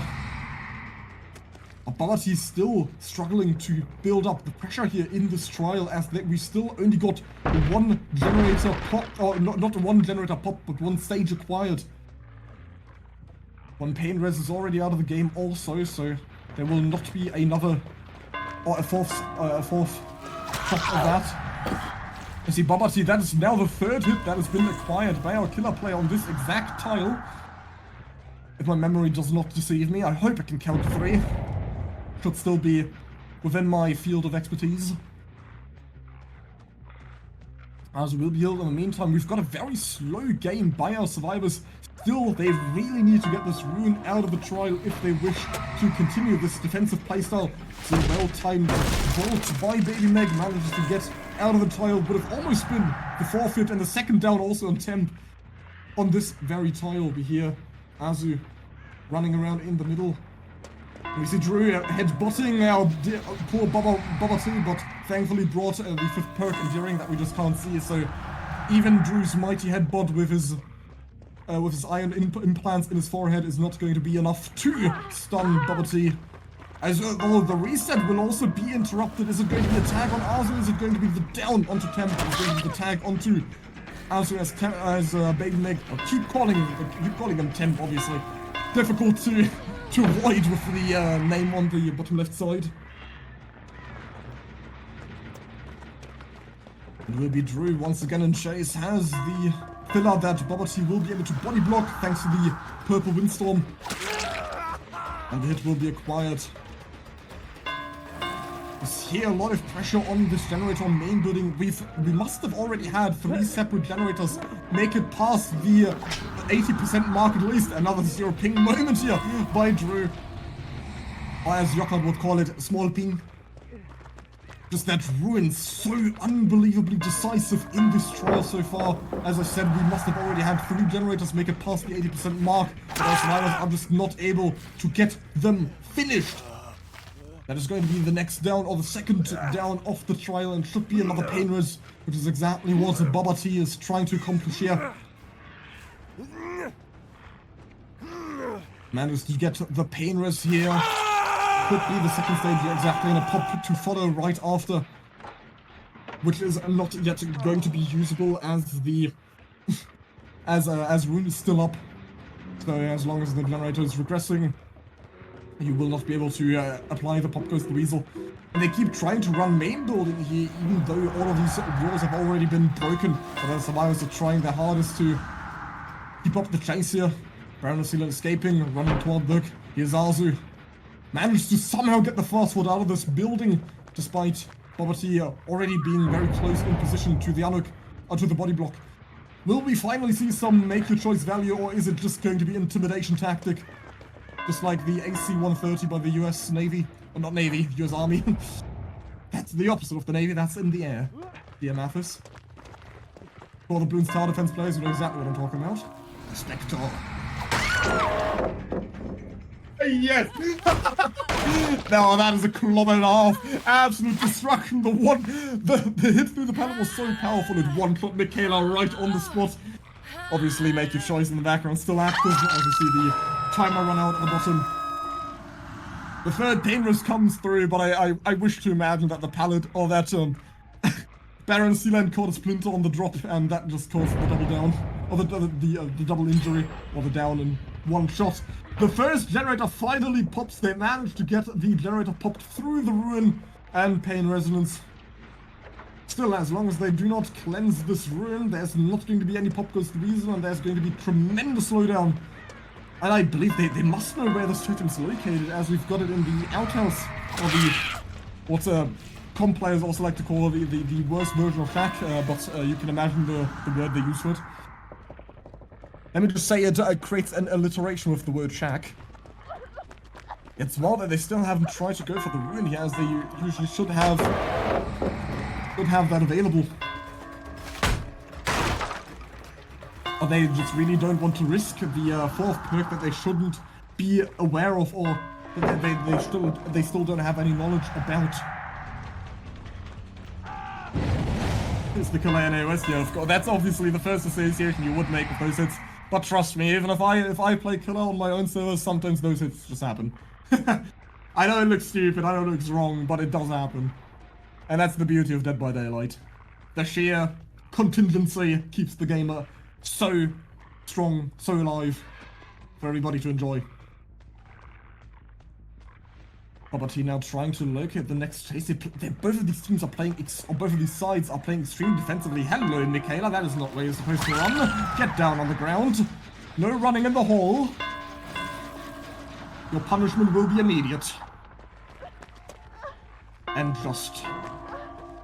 And that is going to be the double. Hello, the uncloak did not come quite through. Yeah, Boba knows exactly, and that is going to allow or open a window of opportunity for Lori to make it to the next pallet. But alas, it is not going to suffice to keep her alive for much longer. And unfortunately, it is going to be the down right after. And we need to keep take into consideration also one of these survivors is currently dead on hook. So obviously, Bubba T wants to get, oh hello, firecracker attempt, but that is completely mistimed, and we don't see the attempt to go for the pallet save. It would have been extremely difficult as Wraith was body blocking that side.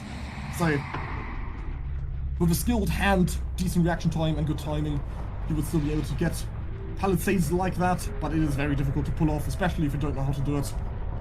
Personally, it took me years to actually understand that that's possible, and friends had to teach me in a guessing game. Hello, Dreamer Steamer.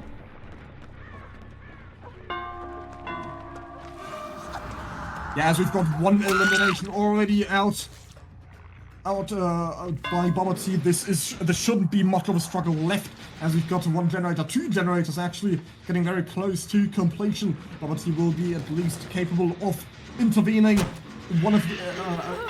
during the process of one of these generators. The other should pop very soon by Drew, because I do not think our survivor is going to prioritize picking up Baby Meg over popping that generator. Finally, we do get the second generator through in the trial. Bubba T playing extremely defensively, and it seems to be paying off quite well. Two generators popped, 5 stages in, one survivor dead. Here's also once more on the unsafe windows.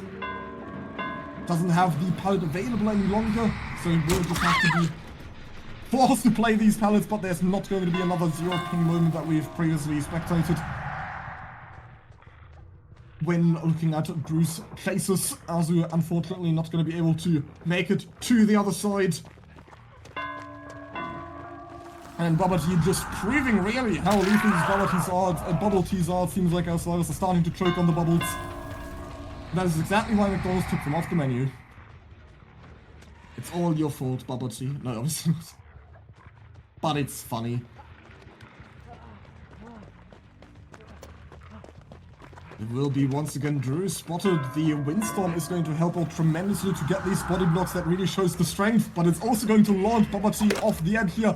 Doesn't manage to get Drew in time before our survivor is able to hide in the locker and force the pickup.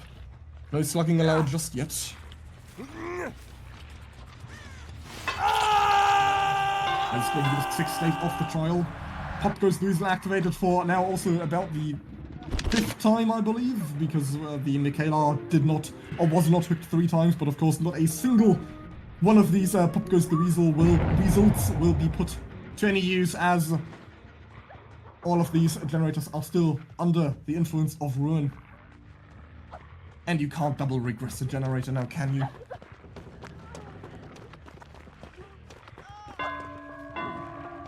And it will be once again Baby McFound tries to go for the Jukes, but it is not going to be a repetition of what we saw in the Oni trial with the little FOV tech. Man, Bubble T, Babati. Now I start saying Bubble as well. Babati trying to go for the slug here, or at least trying to intercept this generator from popping. And it will suffice as Arzu does not manage to get the generator popped in time, and Ruin will once again influence this generator's progress, and it is now going the opposite direction. And this might be another 4K3. Now Wraith, with an injured survivor somewhere on the map hiding, and Windstorm is extremely lethal. And this is now, or if Drew managed to get even one of these survivors picked, it would defy all odds.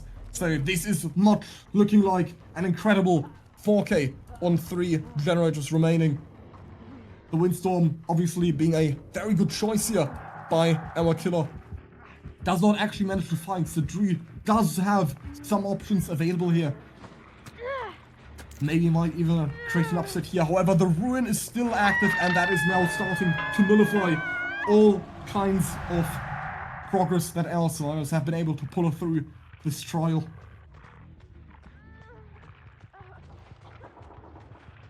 Still trying to find, or knows exactly where Baby Meg is playing Lori. A contradiction in itself.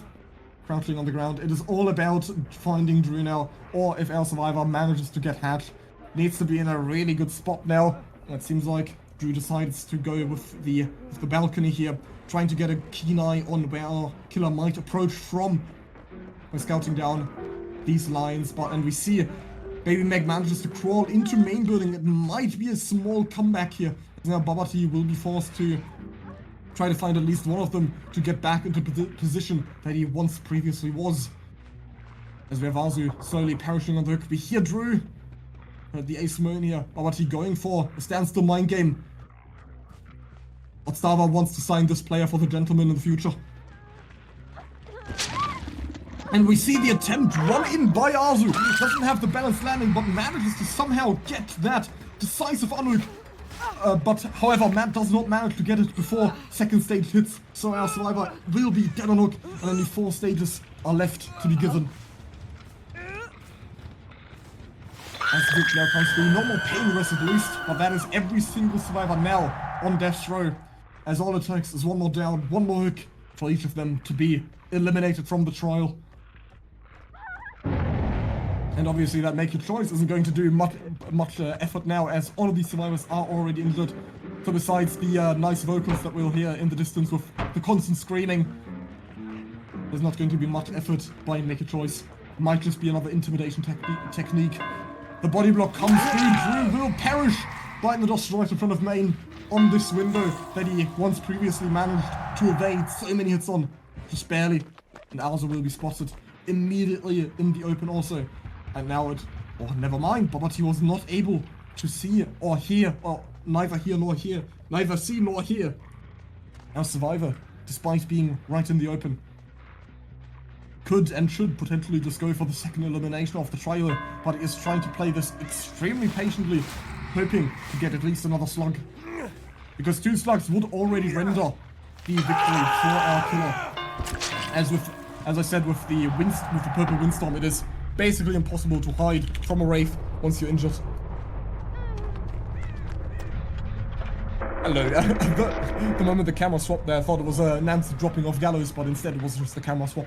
And the sudden change in volume. And Glory will be found next in the corner that they've already used all pallets in the earlier stages of the game and were able to waste so many time. However, this might be a bleed out. Still in DBDLeague rule set.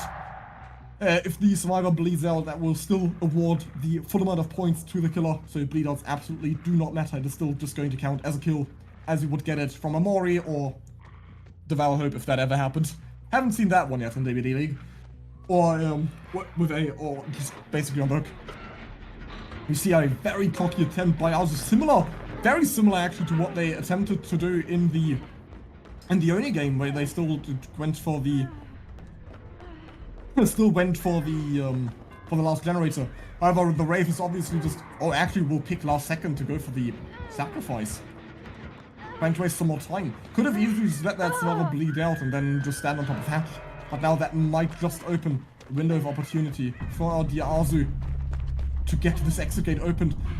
With Windstorm still, that is extremely, extremely unlikely for our survivor to escape here. Since that movement speed is just too great.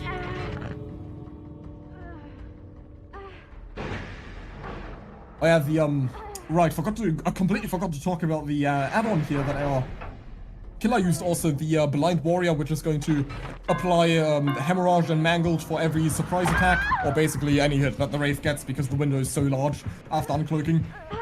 Hello, Spectator Bug with the Wraith. He's been trifurcated.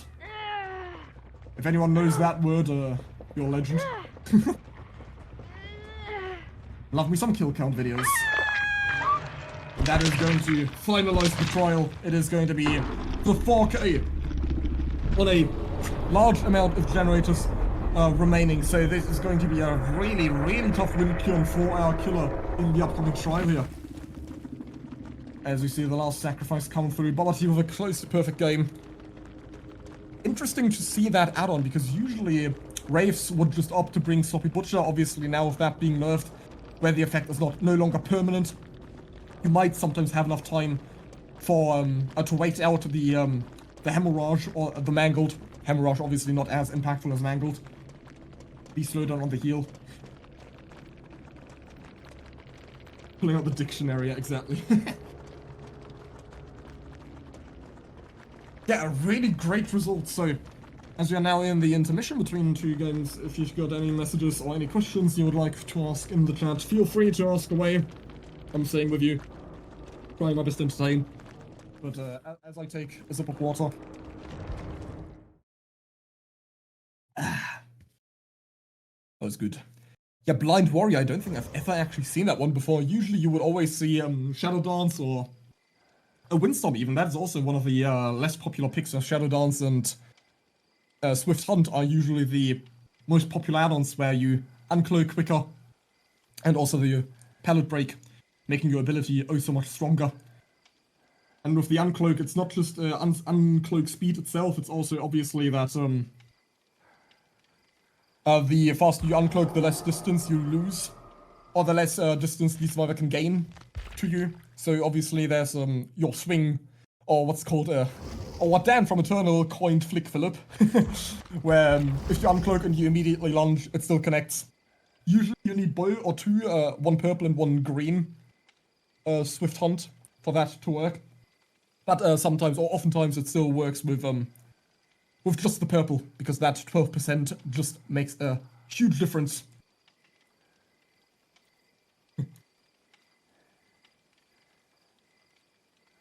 What does Blind Warrior do? Yeah, I hope that was clear when Cole, one our producer Cole hovered over it, or two.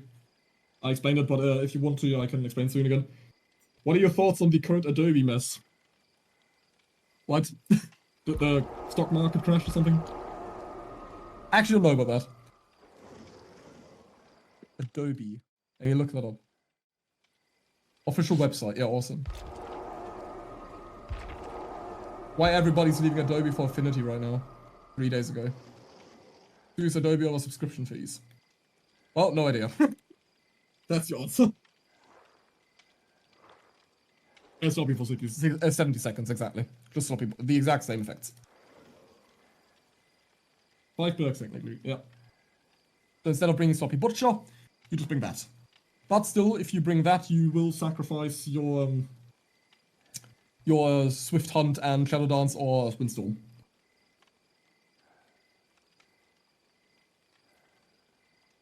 I'm not Dire, but I'm gonna read that out anyway. Dire, I don't know if I'm delusional, but did you have your own tournament server years ago called Wolf Tournament or Dire Tournament? It was a Discord server because I remember being in it years ago. By the Fields, a real one. Let me think about it, because I also personally started Comp in 2021, which is about the time also where Dire still played. And that I absolutely do not remember, that he ever had his own tournament. I remember he was a member of staff very early on in DBE, and then also later took over, similar to DBDLeague, where the owners for some reason just all put all their trust into Dire, understandably. But yeah, exactly. Better to run that add-on or Sloppy? Well, it depends on what you think. Either you want to sacrifice a perk slot for Sloppy, or you want to sacrifice an add-on slot for Sloppy. All comes down to that. Yeah, I don't remember anything called Dire Tournament or Wolf Tournament. What did exist was the Golden Wolf server, where Dire had his own sort of academy for newcomers to comp. With all those teams called... Way back in the day we had Dark Wolves, and then the... but that became its own team then, so they renamed. And we had Arctic Wolves, Ruby Wolves, Golden Wolves, and also... There was a fourth one. I think that was a meme, rather, though, with between Dire and... I think a friend player called Neozera, if anybody still remembers Unbroken. I remember they had a team called Console Wolves, and it was... Or Mobile Wolves as well. Yeah, for own, etc. But I don't think they ever actually played tournaments in those. Just for funsies.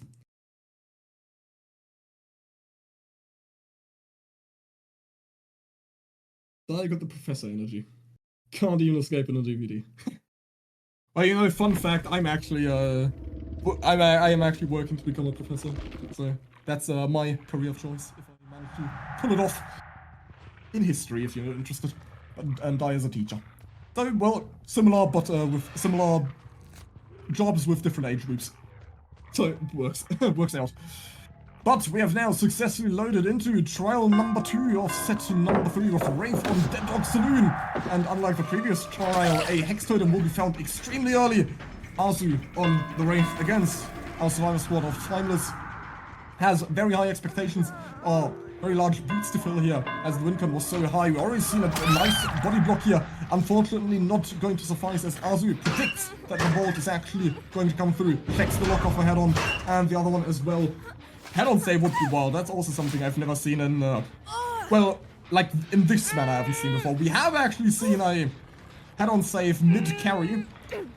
So yeah, not timed with the animation. And I also remember that one of the very first map that I played in Con was against Deathslinger, where I also tried to do the head-on save, but sadly the killer also checked it. You're always schooling people in these matches, hell yeah. Teaching comp DVD, yeah. Don't teach about the history of comp DVD. You see Arzu committing the next phase to Akuraku, our legend. Oi, oi, oi, oi, oi! The corner attack. Oh, beautiful by Akuraku. Makes sense, our player was basically untouchable in the Oni trial. Only in the very last stages of the game was inevitably forced on the ground. Arzu, in contrast to the previous killer, was able to get a ridiculously early down. And now also, once again, we see a Hex, or as some people also like calling it, the Shaman build, with several Hexes up. Got the Undying Rune and Devour Hope. So I hope none of these players are actually tabbed into the stream, because that would spoil the experience, right? As we know that Devour Hope is being used. And that is perk 1 gone with Undying, no more aura reading builds, of which he only had 2 to begin with. And will be Elizabeth furthermore in the corner, and that's where we see the strength of Flick Phillip. That's, oh no, he doesn't even have it. Well, apparently you don't even need, a Swift Hunt to be able to pull this off like that. But here, it would have probably helped. Still we see the Winston and the Shadow Dance, so... While you're cloaked, more speed, faster pallet breaks, faster bolts, and so on. You know, everything's faster. Everything's sped up. Like as a challenge mode. Or if you're bored in a tower for defense game and you hold down the double speed button. You still see Elizabeth on a great run here on these rather unsafe pallets, but this is now coming to an end as Bloodlust 2 procs. And there's just not going to be much that Elizabeth will be able to pull off. As our killer is quite simply just forced to wait for an animation lock, and will be able to get the down. Oh, that is Swift Hunt. I'm blind, that is not Windstorm. Whatever, Windstorm is the wiki line, exactly. Thank you for correcting. That is Windstorm, so the Flick Phillip does come through. My word stands. I corrected myself for something I didn't even have to correct myself for. As we're trying to get the generators, off survivors, get survivors off generators to exert more rune pressure. We'll be able to catch Jackie-chan off guard and secure another injury. Now we neither see the swap here nor the blind warrior, so there's not going to be any mag effects this game. It's all about getting these quick downs, which we are seeing coming into effect. And also manages to get these quick downs. We also see the rune cleanse, so if our killer is extremely lucky, that might be some Devour Hope value, which, let's face it, everybody wants to see.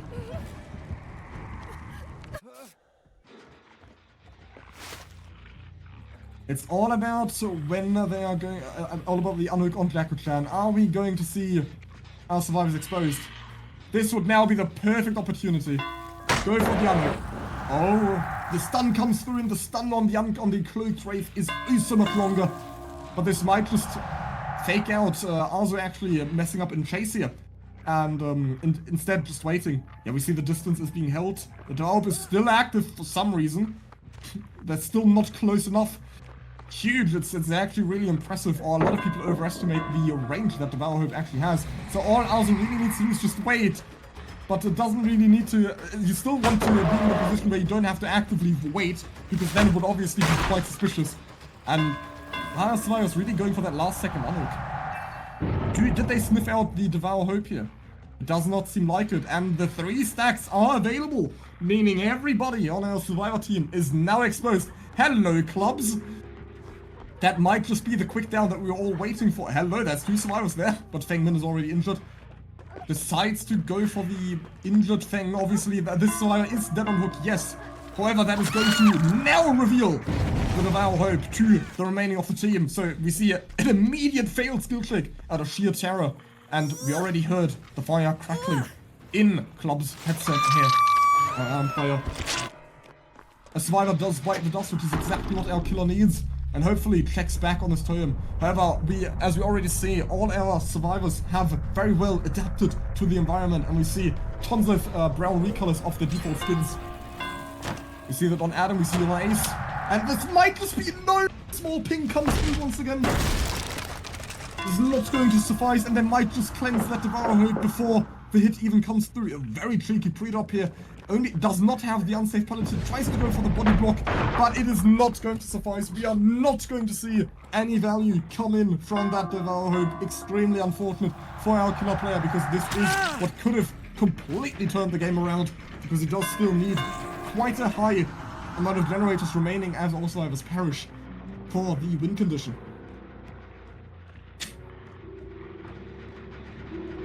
Oh, that's beautiful teamwork here. One survivor body blocking the door while Akuraku finishes the gate. Perfectly played by Team Timeless.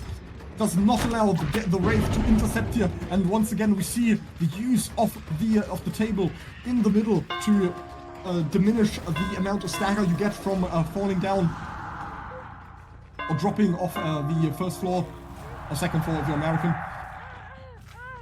onto the ground floor. Okay, that's what I'm gonna call it. And Akuraku does not manage to survive the edge map palette. It is rather unsafe. We've seen many legendary plays on it, but it is sadly not time for it today, as Arzo manages to get the 5th stage of the game and must now 4K for the tie, I believe. What's 3 or 2 then? Always get confused, right, when the hat kick comes through once more. We see Elizabeth once more, runs straight into the barrel once again. PewDiePie was right all along. It's the barrels. I hate barrels. Always the barrels. Here's Club. Does not have any resources left on this third of this quarter of the map, so we will instead just have to immediately dash over to main, trying to find a haven. Exclamation mark winter. Now that is a good idea. Hello, Flashbang, but thankfully Wraith was buffed in that aspect, and this is not going to be the stun here. Oh yeah, Time has already won the set. It was a 4K on 3.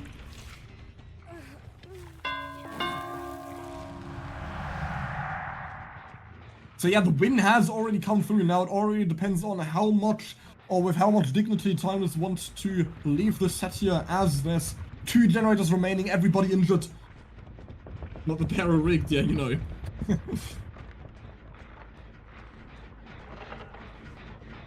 And we do find Club working on the generator, not going to be stealthy enough, and demolished through the ballot.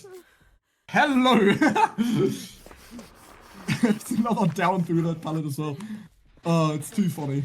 First we had on Michaela, now here. Azu, man, what are you watching in the background? How many streams have you got open? Here's Elizabeth once more, with no resources left whatsoever, will not be able to reach anything. That's the secured down. Extremely close tie conditions here. We had a 4K on 3 and now seemingly a 4K on 2. So both of these killers did phenomenally well, but a 4K 3 just can't happen against the Wraith. And that is where Echoes dug their own grave on the Survivor side. I thought for a second he was surely hiding in a bush there, but we see an immediate quick and quiet.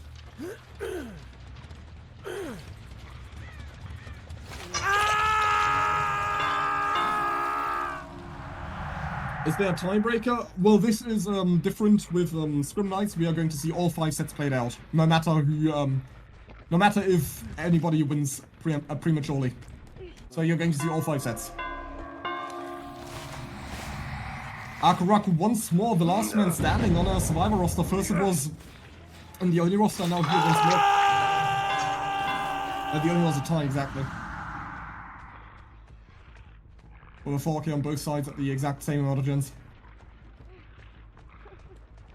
Here's Akuraku. How many resources are truly left here? We see Wraith tries to go for the body block, but Akuraku manages to get to the Paladin, also fakes the mature drop here. Still doesn't make it around quite quickly enough, as many people underestimate the sheer size of this tile.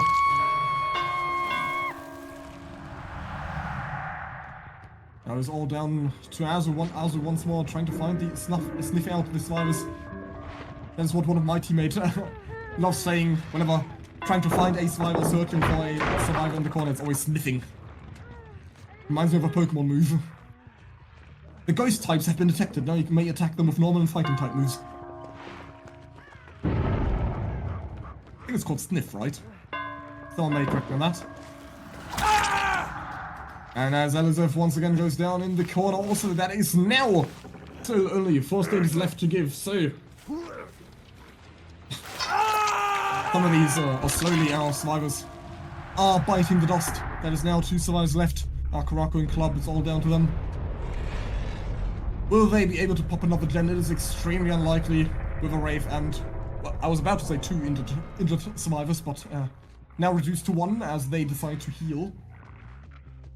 Realistically, all they can really go for now is a hatch play, because even though both survivors are now fully healed, they still have hardly any resources remaining on the map to work around.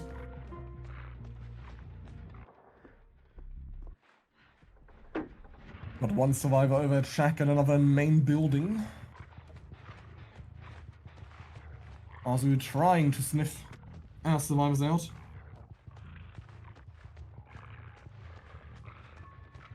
Still to no avail. I believe we just saw some scratch marks here, however. That is once again going to be Club working on the exact same generator he was previously spotted on, and the same pallet he was completely demolished on. Azu did not have time to break it in between all these plentiful places.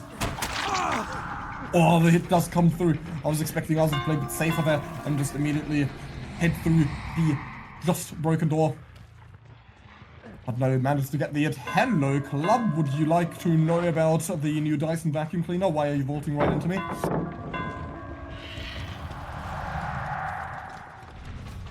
And now it is probably Akuraku working on a generator. Oh!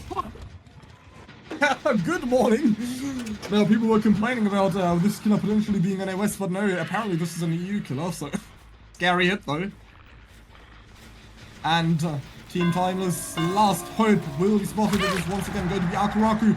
Flick Phillip blunders right around the corner and is to connect to the arcade. It is going to be the injury, and very soon now also the down, as all she has here is the drop pallet that Club broke, and Azu preemptively swinging all the way around. Flick Phillip strikes again and will secure a 4K, 2 generators remaining. Sadly not win this set, as previously the killer of Team Timeless was able to secure 4K on 3 generators remaining, so lots of responsibility for Azu here. A win con that is hardly possible to mimic or surpass. regardless of that, a 40-on-2 director still a very respectable amount, and we are seeing a really common trend here with or a reoccurring trend here with both of these teams here, because they are really neck and neck. One of the closest Scrim Nights we have spectated thus far. Phenomenal performance by Azu on the Wraith, sadly just not going to suffice in the grand scheme of things. And it is going to be the second win point for Team Echoes. And it is so far basically there's still one to be decided, or not to be decided, as the only set will be a tie, so that is a lost set point for both. As we do not replay in the Scrim Nights. So yeah, we've got the 2-1.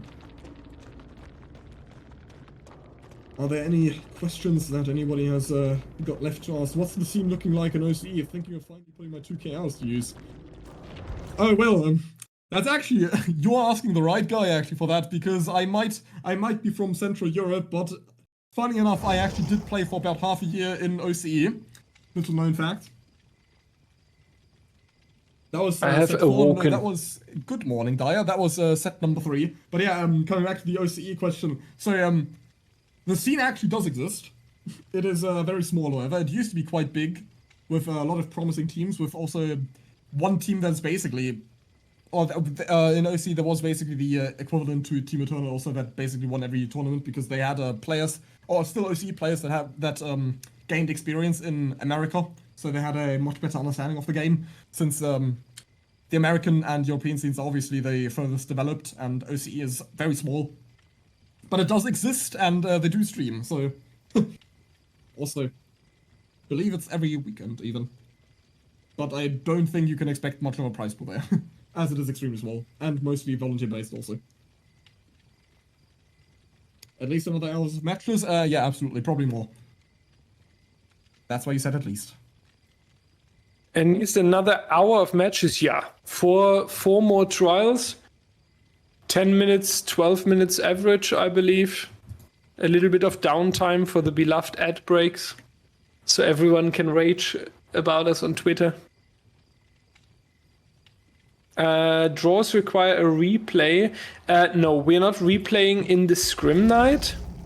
In normal tournament, we would go to the next set, and if there's no winner after playing all of them, we would come back to the tied one. In the past, we were always replaying immediately when there was a tie, yep. Which caused, I feel like we had 4 tiebreakers or so on a Ghostface Larry's. Yes. That was the most painful. The casters didn't want to cast anymore. The producer wanted to go to bed. The chat didn't want to watch it anymore, yet they all did. But it was, the teams didn't want to play it anymore. They asked in the background, can we agree on something else? No one wanted to do it anymore, yet we had to. But I remember that. I think it was the Ghostface trial, and then 3 or 4 repeats on the Larrys. That was a horrible time. 4, yeah, that was the record. 4 tiebreakers.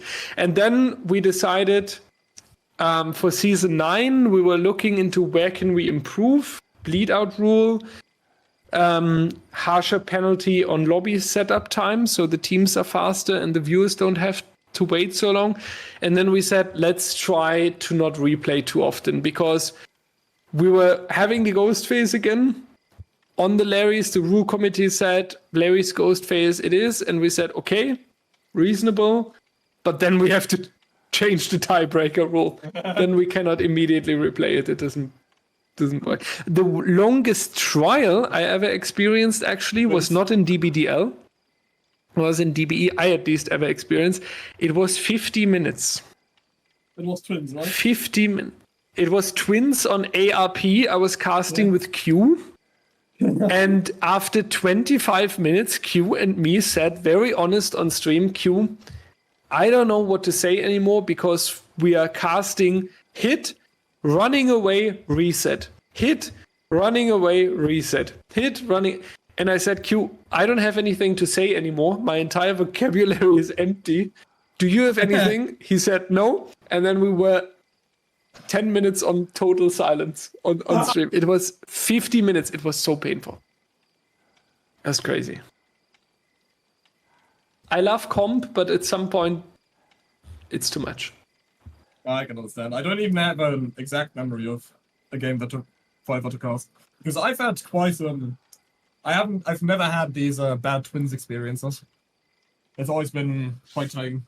Maybe the longest would be 20, 30 minutes, but that's it. But yeah, exactly what you would describe it.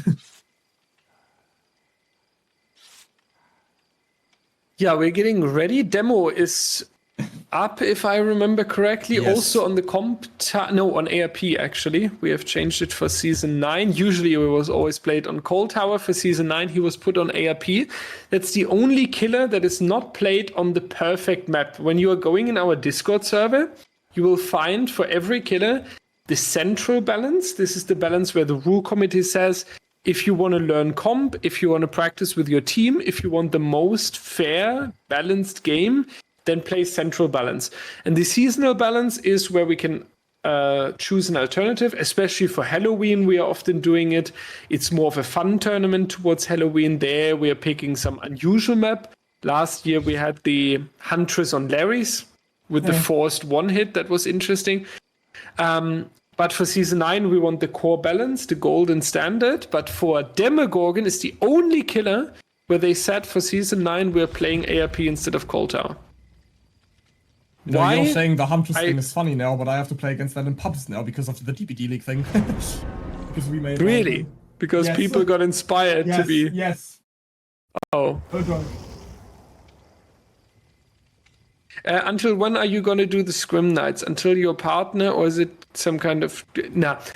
So I will say a very honest reason to bring back the Scrim Nights was pushing for partner, because this will help us finding potential sponsors in the future. They are looking for Twitch partners. But the Scrim Nights are so fun, so good to meet new teams, so good for scouting, so good for community interaction. That honestly, I think we started the Scrim Nights saying, let's test them and let's get the Twitch partner out of the way. And when we are now internally talking about the Scrim Night, we are all talking about how fun they are to talk to you without delay, how nice they are meeting the players in the background, and no one talks about... Okay. Aku says, I don't want to play this. Maybe wrong server. I allowed them to DC if they are on the wrong server. Unfortunately, this bug still exists. So yeah. So Scrim Nights will definitely stay. Definitely not during August, I can say. But in August we will have nothing, because August will be a huge break for the entire staff team. After Season 9, we are all going on holidays. This is something I can very safely say. From end of July to the end of August, we will be offline. That's for sure. But we are picking them back up end of August, maybe even compared with potential qualifier towards Halloween tournament. And then mid of September, end of September, we are already going into the Halloween Cup. So, yeah. But convenient to go through the work date. That's great. If we can achieve that, that's amazing. But yeah, end of July to end of August, the lights will be off in the DBDL studio. We will be gone. No dancing in the dark. Dyer, someone asked earlier if you ever had your own tournament way back in the day called either Dyer Tournament or Wolf Tournament. I said no. I did. It was called the Blood Moon League. Yeah, but that's something else. Not a Wolf Tournament. Yeah, not Wolf Tournament, nee. Yeah, I hosted one event. I hosted one on my private channel, which was supposed to test, because DBE was on Trovo back then, and I wanted to test how high the attention is on Twitch. And then I hosted one myself, yeah.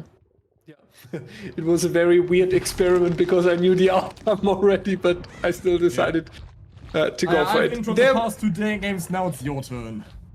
Yippee! The ARP is on the table. Azu once again taking a lot of killers, by the way. So a very, very responsible person here for his team, very, very valuable, and gets the first injury almost immediately into the game. Usually Demogorgon is a killer that can really struggle getting that first injury. A lot of pallets are being sacrificed, then you get the first injury, and even then you still have a couple of body blocks coming in, and having that first injury so early is definitely surprising here. I would say we definitely see the reset onto Adam in the near future, because he ran towards that top side and he has enough time at the beginning.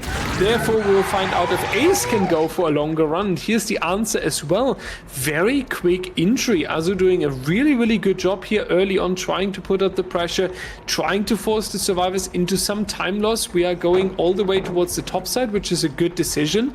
So the survivors can work on the bottom. Actually, yeah, we have 2 generators down there that we can work on. Very unfortunate for the killer here with the split corrupt. A little bit of back and forth, and it's going to be a potential shred coming out. First generator coming out, pallet being broken. So far though, a good run by our Ace that is coming to an ultimate end here.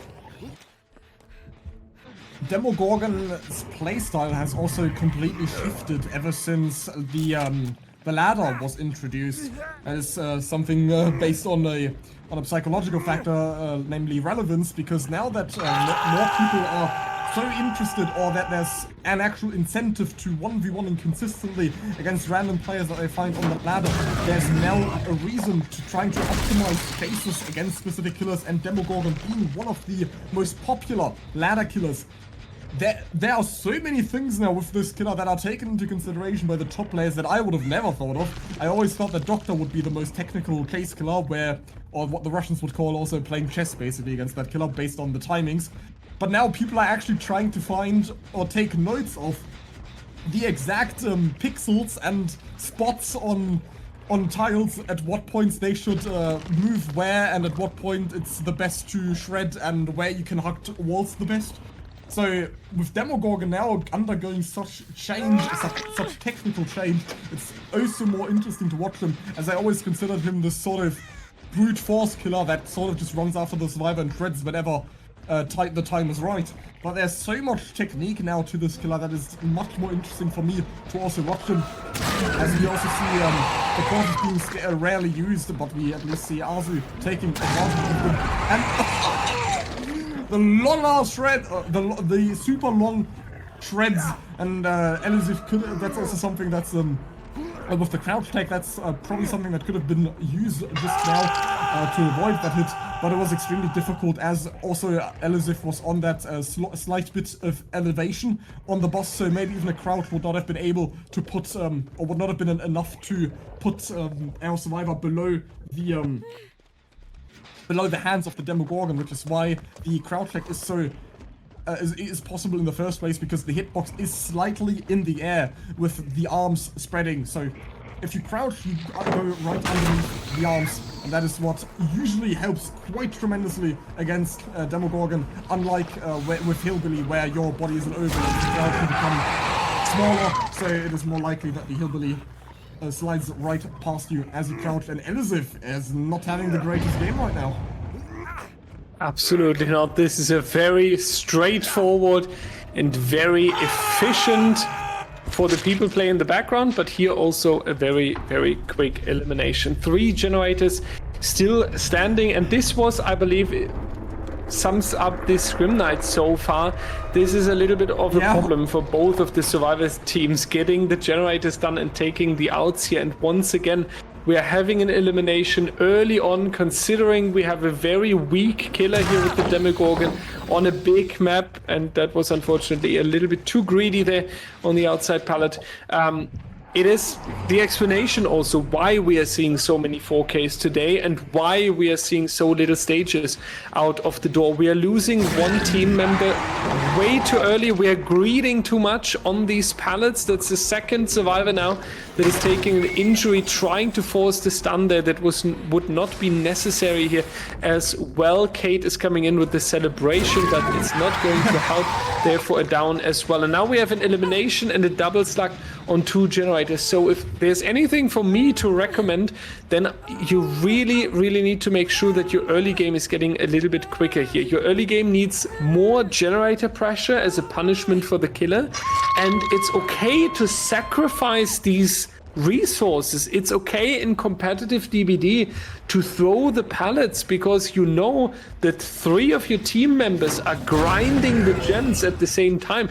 It's not like the solo queue pub game where you're running for 5 minutes and then Claudette finally decides to get out of the corner in the basement. You know that 3 people are grinding the gens, so you can throw and sacrifice the pallets and you can go for it. If someone just said team problems, I totally agree, Swifty. This is not looking too good for our survivor team here.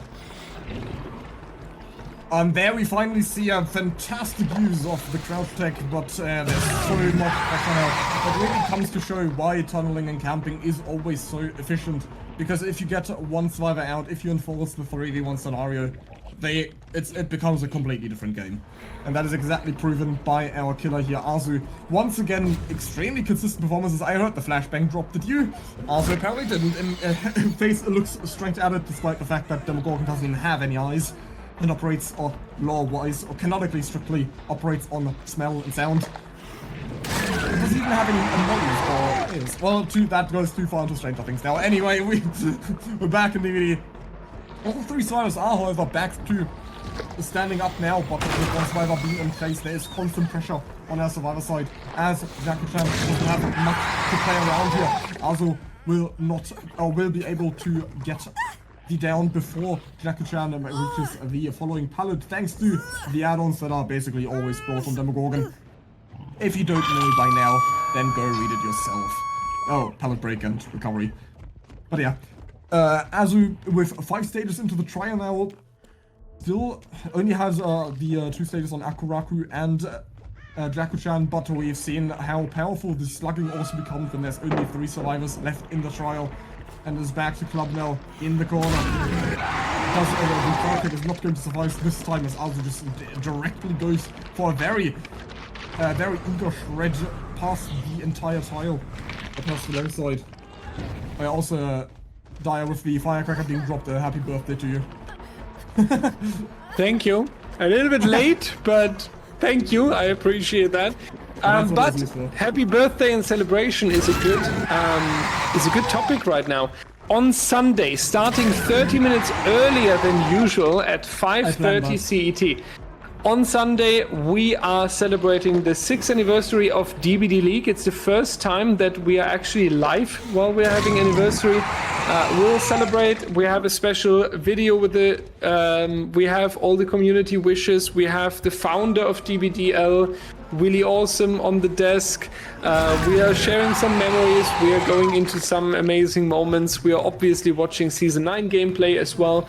But it will be a special anniversary on Sunday, so mark that day, don't miss it. Sunday, 5:30 Central European Time, we will celebrate our birthday. And just while giving this little advertisement, a slander happened on Azeroth's resting place. 3 gens standing against the demo Mathis. This is really, really hard. Yeah, that's a crazy result. 3 generators remaining and 4K. Absolutely wild with Demogorgon. Usually, yeah, it does happen that the killer gets down that quickly, but usually the survivors have plenty of resources to help that survivor survive for a bit longer. Elizabeth unfortunately died extremely early into the game, and that opened Azu's window of opportunity for the constant slugging that he has forced onto our survivors. Once again, we have seen extremely consistent performances by all of our killers, so I wouldn't even be surprised if we saw another 4K in the upcoming trial. But yeah, this 4K by Azu is definitely going to put Echoes quite far ahead. You see a little slide tech here on the Syndicate car, which is, yeah, exactly, which is also something that you can do with this killer, or any killer that operates on abilities such as this one. So yeah, a huge result for Team Echoes here. 4K on 3, absolutely unheard of for me personally. Don't know what the best result is that you've ever seen before, but usually it would be like 4K 1, maybe 2. But I've never seen a 4K on 3 before, as we also see Elizabeth with only 4.8k points. reflects on the early elimination. Yeah, I'm still surprised. I was stuck there what you said, that we have only 4 kills today, right? Was there an out? Yeah, in the, on Billy, there was a 2 out. True, yeah. At the very beginning, we had this 2 out. That's expected at where 4K, you didn't expect it, yeah. That's the one killer crazy. where 4K is expected, and on the other killers where 4K is never expected, we've seen 4K. No, actually, no, Wraith.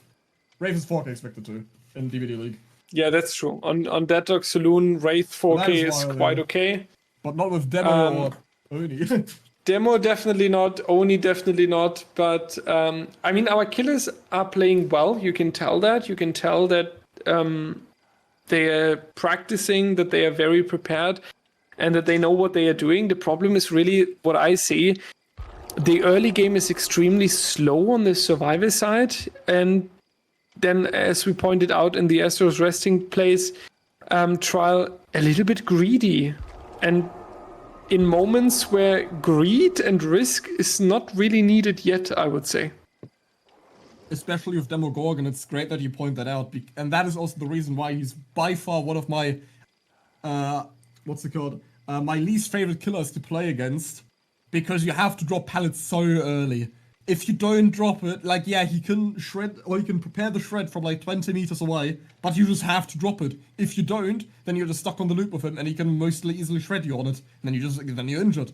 So this is one of the killers where pre-dropping doesn't seem necessary at first glance, but it is. And that is why I find this killer personally so annoying to play against. But it's still, it comes down to the mechanics of the killer himself. And then also the crouch tech is one thing that you can quite consistently use on him, but obviously it doesn't always work. And similar to how it works with Huntress and Deathslinger also, when you're on a loop where Huntress or Deathslinger can shoot or throw the hatchet over the tile, it comes down to this constant state of 50-50, this constant state of chance where it's crouch, and if you crouch, you might be safe from a hatchet, but that just closes in the distance. So every time you crouch, you lose distance, but you also put yourself into the safe position from the M2. But if you crouch too much, then you can get hit by the the Huntress just walks around and hits you with a hatchet, or Deathslinger or either of these kills just M1 you. But if you crouch too little, then you can just get hit by the ability. And in either cases, the survivor looks like the idiot that did the wrong play there. But they're forced into this constant state of chance, and that's exactly what is with Demogorgon as well. Where you think, yeah, he's gonna come around the corner. Do I crouch here or do I not? If I hold the corner, then I might make it around, but maybe he just barely hits me around the corner. And do I crouch? But then I'm just gonna lose distance, and then he's closer with the M1. So it is really difficult to tell with these with these killers that constantly rely on chance. So especially also with Demogorgon with these, what I've stated, so... Yeah, that is also the only killer where we see any trouble. That Hillbilly, you could also make a case for it. Because that's where, like, what's it? Oh yeah, going wide, exactly. If a Hillbilly prepares a curve and you go wide, obviously he's not going to hit you because he's going to hug the tile and you went wide. But if you expected it, then he's just going to walk around, see you go wide like an idiot, and then you're out in the open and you're an easy down. And no matter what happens, the survivor always looks like the idiot in that case. Because he lost the decision making, or the 50-50 in that case. It's predicting what decision the killer might make. And that's really where the difficulty comes in. Especially with killers that know fairly well that survivors have these, or what options these survivors have at their reservoir. So, it's always really difficult to tell. That was a very, very deep insight of hitboxes. You mean the player, or...? No, not the player on your team. I mean, you can give us an insight to that hitboxes as a player as well. And what about walk boxes? We'll never forget that, Daya. Do you not remember? That's also an Excise video. You called them walk boxes by accident when you casted Oboy on DBE with Q. Oh yeah, true. I remember. You said walk boxes. Whatever. That's what you said. Walk boxes. I just said a new username that was a little bit nicer. Yeah, give me a card. I need my vitamins. Back in business, we're loading in ARP, Demogorgon, win condition. really, really rough here. Since only 2 gens have been completed in the previous trial, this Demogorgon needs to basically make an absolute speedrun method. Yeah, okay, 4K5. let me call it right now. Perfect trial. Lethal Pursuer, Haunted Ground. What else?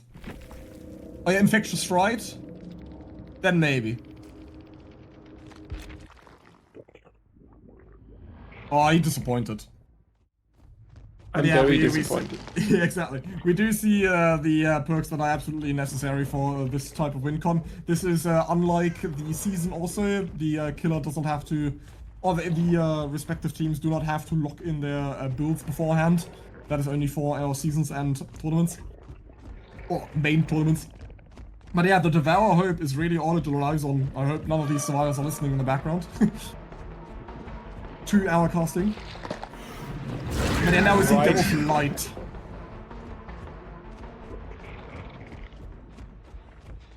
Okay, Demo forgot an offering, no cut coin. They have to... The survivors will manage to work around the chests, I feel like, because the win condition... The win condition will... I don't know what's happening. Why? Since when is Demogorgon S tier?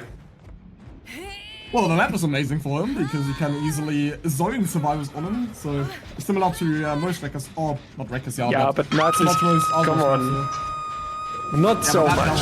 It shouldn't happen. I feel like if I play for Oboy, I'm gonna show you how that works in the main season too. But for, like, if there's one homework I would like to give Echoes and Timeless, it is the early game. I think they're getting. I think they are playing well afterward. Their killers are playing well. Yeah. They are playing coordinated. We have seen earlier how much they can fight against the slugs. But if there's one homework we could give them, it is the early game, because you are getting punished. Like, you're losing a survivor too early. You're giving up the health states. You're being busy with the rescued and the injuries, and you are suffering then, and you're not recovering from that. So the early game is really important. Someone is asking who wrote the blessing. Oh, the Lessing 1770, Emilia Galotti. It is from Lessing. Lessing is the writer, and Emilia Galotti is from 1770, and it's my favorite piece of literature. I was praising that before. Lessing 1770, Emilia Galotti. It's available in English as well as a translation. Best piece of literature that exists. No, talking about books, I was at a flea market last week and I've got 4 books that are original print from 150 years ago. And they only cost me 40. I saw, you sent me the photo, it was so amazing. Oh, yeah, that was original print. Evidence of history. You can't even find it in the list of books written by that author, even though he's quite famous. Or in his time he was quite famous. That was pretty good. If anybody wonders what the books are about, it's about the German Unification Wars. Published in 1867 and 1871, 2 years before the author passed away also. Oh, so it's basically like the last Mason one. Yeah, that's also a good book. Okay, but back to our game. We are having a full reset on the survivor side, which is a crucial step to take towards more generator pressure. We need 2 more gens here. Now we are on full reset. If we now make sure that we are... Thank you for the gifted sub. Wait, let me Noodle. Kitchen Wench, thank you for subscribing. You get to keep the cap emote and Linked. Welcome to the true community. Yippee. Come on, do you not recognize that? That's the true community. That's the true talent sub-alert, yeah. That's what he says every time someone subscribes. No, I exactly don't. Like that. I know that by heart. I don't, unfortunately. But survivors have warmed up, Mathis, it seems like. Yeah, we see only 2 stages given, and this is already the mark where Killer in the previous trial managed to secure the 4K. So 1 more Glen flies, then that's already going to be the win for Echoes in the set. Mathis? Yeah, that's me. There's the try condition. What? Anyway, yeah, that's 2 stages only given so far, and this is I'm gonna say a more realistic representation of what Demogorgon does. For sure. Laurie gets stuck immediately on the little elevation there, and beautiful shred there by our killer. It's exactly what we love to see with Wraith, yeah, with Demogorgon, those extremely long range shreds here. And yeah, also we still have that Devour Hope in the trial, don't we? Or yeah, we do. Yeah, I see it in the top left there on the killer POV. So maybe now we finally see some value coming in from that perk, because if you all recall correctly, in the previous trial, we did have 3 Devour stacks up, but mid-chase it was sadly destroyed. So now if Club are playing Demo... Oh, well, of course, we get an insta-look, so we don't get the 3rd stack yet. But yeah, Baron of Sealand will once again be found, and if I'm not mistaken, that is our survivor that is...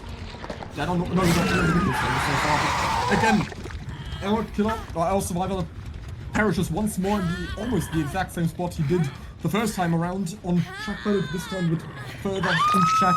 And that is going to be the 2nd stage onto Baron of Sealand. Still no one yet close to death, but we might have a Devour Hope activation very soon on our hands, besides the pace that is going after 2 stages. So now every time a Solar's hook and the killer leaves the hook, then there's a bit of haste for, I believe that's 15 seconds, roughly.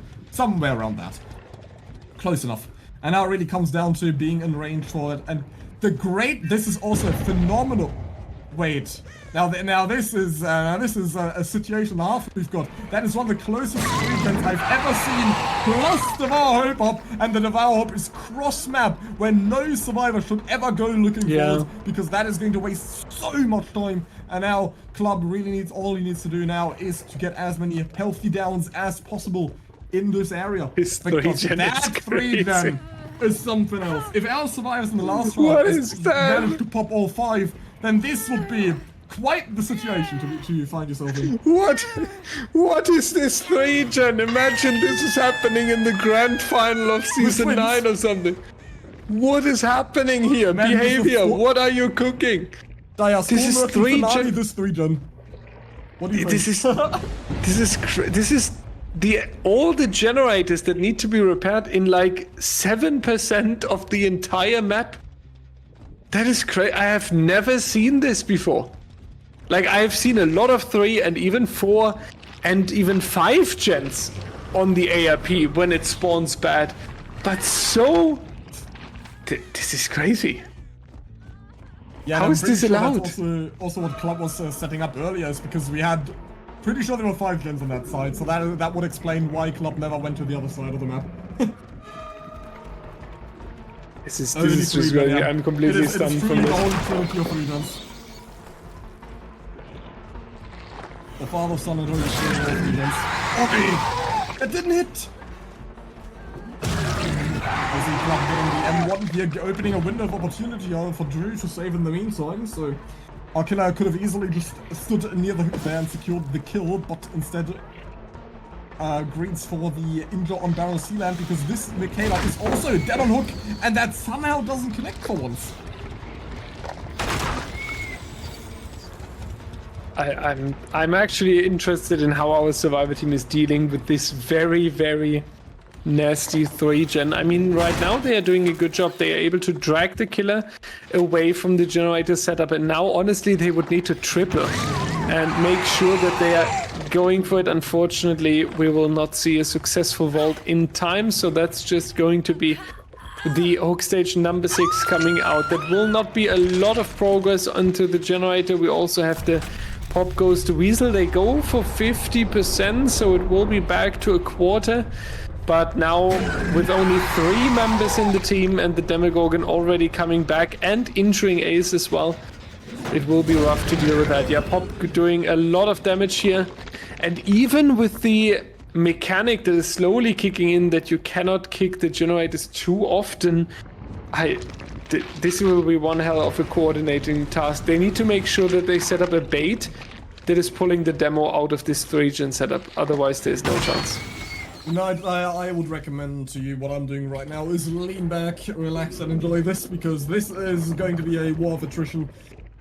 This is going to be extremely defensive on both sides if our survivors still wish to pop this ultimate generator, as well as the killer still trying to set up his well-deserved 4K with this incredible setup that has, one, been blessed by Aunt Jesus, and two, been enforced by the killer by by staying on this side for the main part of the game.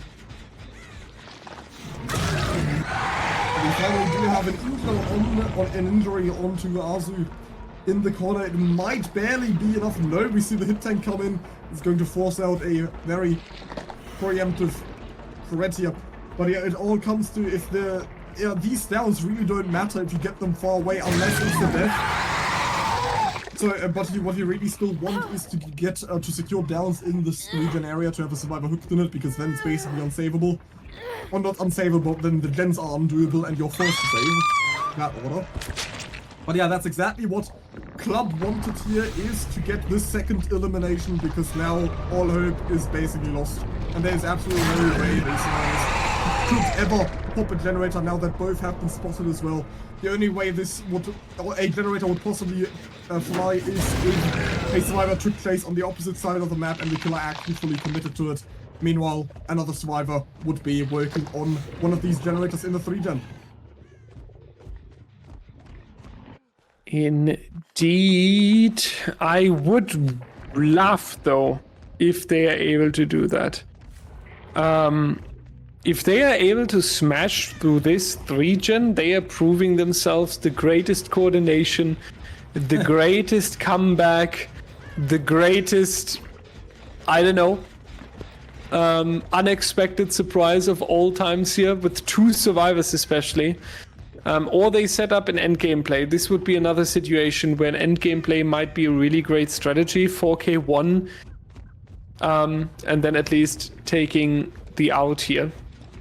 Just for the style points, I feel like that would be great to see here. Echo's obviously already taking the win here, but escaping with a few stages, not only against the Billy in the first set, would be, I think, really, really great to see that. Yeah, with 2 survivors remaining, this is gonna be really difficult on both sides. But now that both survivors are on this side of the map, there is actually no reason for not to commit to this chase. So there's 2 people here on this side of the map. Club can be absolutely certain that no one will be near any of these generators on the other side of the map here. So there's plenty of time, because now if Drew is going to be Baby Meg in chase. Now Drew has to walk all the way to the other side of the map and then only then start the generator, while Laurie is already injured. And yeah, there's not many tiles left now, because with Demogorgon, obviously the resources become extremely scarce very quickly, as all of these tiles will be shredded through, and a phenomenal shred by Club is going to down Baby Meg, and that is going to leave Drew as the last man standing, and I don't think we're going to have much gen pressure. He should probably be on one of these lower generators. Yeah, they're both around 20%. Was he working on the hill gen? No, instead just gonna hide in the corner, check. Behind the tree, going to use the beauty of nature for his advantage. Yeah, this is Bleed out. Ace here. Ace the Juicer. They are not known the most for stealthing and pulling something surprisingly for the end game. That's something we need to keep in mind as well. But let's see, maybe we are seeing something that is unexpected. Definitely here something we would like to see. The style points, taking stages out of the door, not only against the Billy, also against the Demogorgon, even though it would be last second through the exit gate, would be something that we really, really like. I was here before, dude. Welcome in. Welcome to DBDL. We have a technical difficulty today. That's why the stream is sometimes dropping to 15 FPS. But oh, what? if you He doesn't make that. I was No, gonna he say, doesn't make yeah.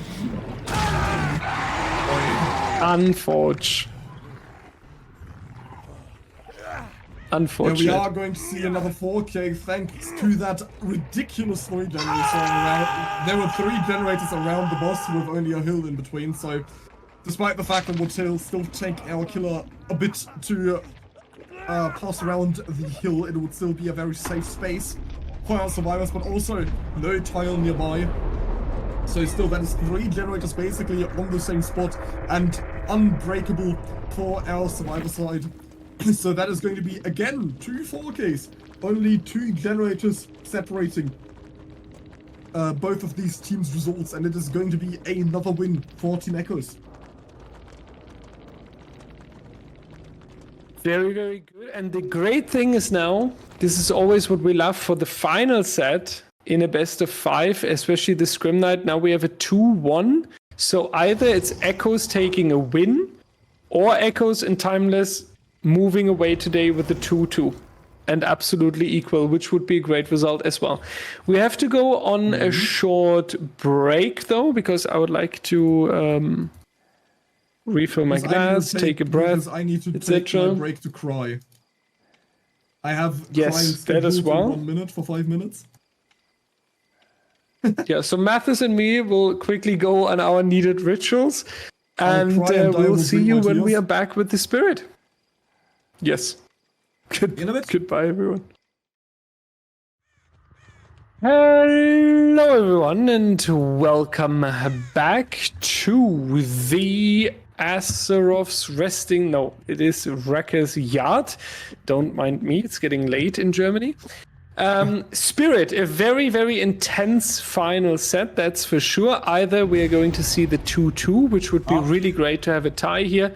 On the other hand, Echoes would really like to walk away with that 3-1. So let's find out what's happening here. Timeless Death Shores is on the first chase, trying to face on the first survivor, not getting an injury immediately because Temp 09906725953 is dropping the pallet in time. But Temp 09906725953 is going towards the next pallet and will escape. And now Temp 09906725953 is making it towards this filler pallet, and Temp 09906725953 does not decide to drop the pallet just yet, but eventually Temp 09906725953 is going down. It's really important with Spirit to die in corners as far away from the action as possible, where all your generators are. So Temp 099067259. Now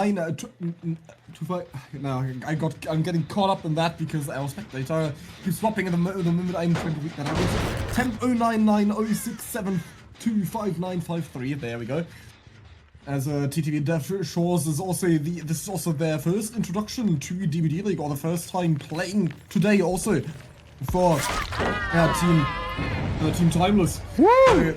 Yeah, a really spicy hit also right through the pallet by Baron of Sealand, now also playing Colette for the very first time, as we have so far only seen Michaelos, but somehow still managed to get to the pallet around Colette. Usually a bit on the louder side when it comes to characters. My teammates would usually yell at me if I ever tried playing her in comp, despite the fact despite her being my favorite character, but they don't care about that. And Baron of Sealand now running into the corner, exactly what you would like to do against Spirit. Usually also how it goes with, or in general, how it's usually interesting or not interesting, optimal to play in a comp setting is that during the first chase you obviously try to use resources, pallets, windows to extend or postpone that first injury for as long as possible. But the moment you're injured, your only objective is to find the perfect spot to die in. Especially with Spirit, because the moment you're injured, there's basically nothing you can do against the power anymore, as she will always know exactly where you are, and the phase becomes so much more powerful. And that is exactly what Baron of Sealand did just now, just immediately dying in the corner. Even though now recently, Spirits, or the survival playstyle against Spirit has had a meta shift where it now comes down to more juking, and pallet saves have especially made their way into the heart of most comp players, where it is now die on pallet and I'll be there to save. as people have also now gotten much better at it. The only survivor that we see here brought in preparation, the one that is considered one of the quietest, is being played by Temp 0990675255953, which is Ada, the one of the survivors on the quieter side. Ace still has a really good reputation when it comes to that, despite the fact his sound effects were also adjusted, so he is now at a similar level of volume as the other characters are. We see Baron of Sealand camp to second stage. That is 3 stages with 3 generators still available. It all comes down to 3, just like the Holy Trinity. That rhymed, huh? And yeah, exactly, that is Drew being found, and another generator pops in the distance. It really comes down to getting one survivor eliminated in this trial. 3 stages so far in Spirit games, what we've also seen historically in the main season, is where it really goes all the way, so it really can go wherever, where we've seen Zaka being the most consistent Spirit player, usually getting a 4K on 2 or maybe even 3 generators remaining, but usually Spirit is one of those killers that is expected to be outed on this map with this rule set. Also not bringing Corrupt Intervention, opting for a very aggressive playstyle with 2 perks already out of question, and only pop goes to Weasel and liaising the hole for the endgame. Gestro's obviously expecting this game to go into endgame. Indeed, and the next phase coming out. So far it's looking more for the survivor side here, having 3 generators completed already and only 3 stages so far, not even an elimination yet. That's going to be the next generator being completed and the comp corner being abused as well, trying to drag the player as much as possible. There was a question if we can tell more about the anniversary event that we celebrate in DBDL. It will be a quite normal Season 9 stream, but we will have a special video, we will have the DBDLeague founder on the desk, we will share some memories. We will just, during the breaks as well, do a little bit of chatting, a little bit of celebration. It is the first time ever that DBDL is live on the anniversary, and yeah, we have a little bit prepared. So to not take all the surprises though, you should come around yourself though. In the background, our Spirit players starting to really struggle with that was beautiful also once again. Really struggling to connect these injuries and downs onto our survivors, and it seems like Team Echoes are starting to win the upper hand here in this trial, as we had Temp 09906725953 in the corner on the excavator here, managing to avoid any type of injury. And only the grass being the only indicator. Perfectly played once more by Temp 09906725953 on the pallet. Manages to fake one out and reaches the other subsequently. So really, really nicely played by our Ada player. But once the lunge goes around the pallet, but our Cyrus have already pre-left it, so we can really tell they have come in quite well prepared into the Spirit set, even though it is the last one in the chronological order, and usually those last killers or the final killers are the ones that the teams prepare the less for. Speaking from experience, especially also with tiebreakers, because that's usually where, or at least my team never really prepares for, because we always expect either 2-0 or on either side. Hopefully in our regard, or to our liking. Baron of Sealand is the survivor that is already dead on hook, so this should be an invitation for Death Shores to go for this survivor, but instead it finds Drew trying to run Admab, hoping to avoid the phase it, but it is going to hit or land straight on our ace. And yeah, this is looking like a really rough endgame now that not a single survivor is incapacitated, either dead or on hook or on the ground. With the node popping, but also finding the only injured survivor, so exactly where there will be no value whatsoever. And this might even be a 4-stage game if our survivors manage to open the gates early on, but it seems like Drew is just going to sacrifice himself. Yeah, I'm really proud of this survivor performance, and again, it is not the killer where you expect the outs. This is so funny about this best of 5. We had the outs in the Billy, and we had the outs in the Spirit, and we didn't see them on Wraith, not on Oni, not on. I mean, Wraith, it's okay to have a 4K on that dog with our balance, but yeah, it is strange against the top killers they are performing, but they are performing really, really well. Definitely a rough game. Echo is here with 6 stages when this survivor is eliminated. 6 stages against the Spirit is absolutely crazy. That was a really, really well done trial.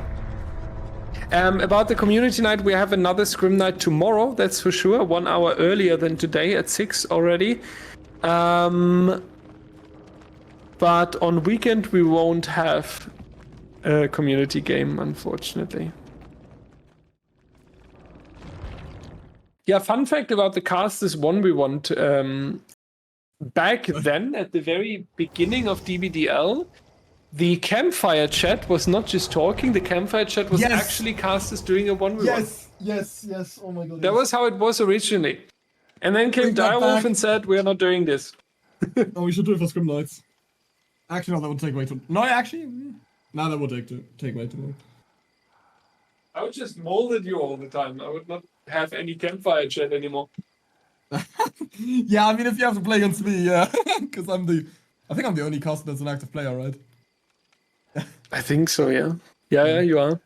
I only have... there's no survivor skin, Terragon, I can show off. I can show you my Comcade or the very dangerous 3 a.m. in the morning Ace with the leopard shirt, leopard pants, and a cap when I'm swimming with Mordo, Daphne, and the other cult members and going wild on some poor pub killers. Or at least we think we're going wild, and then we get 4K'd on 4gens.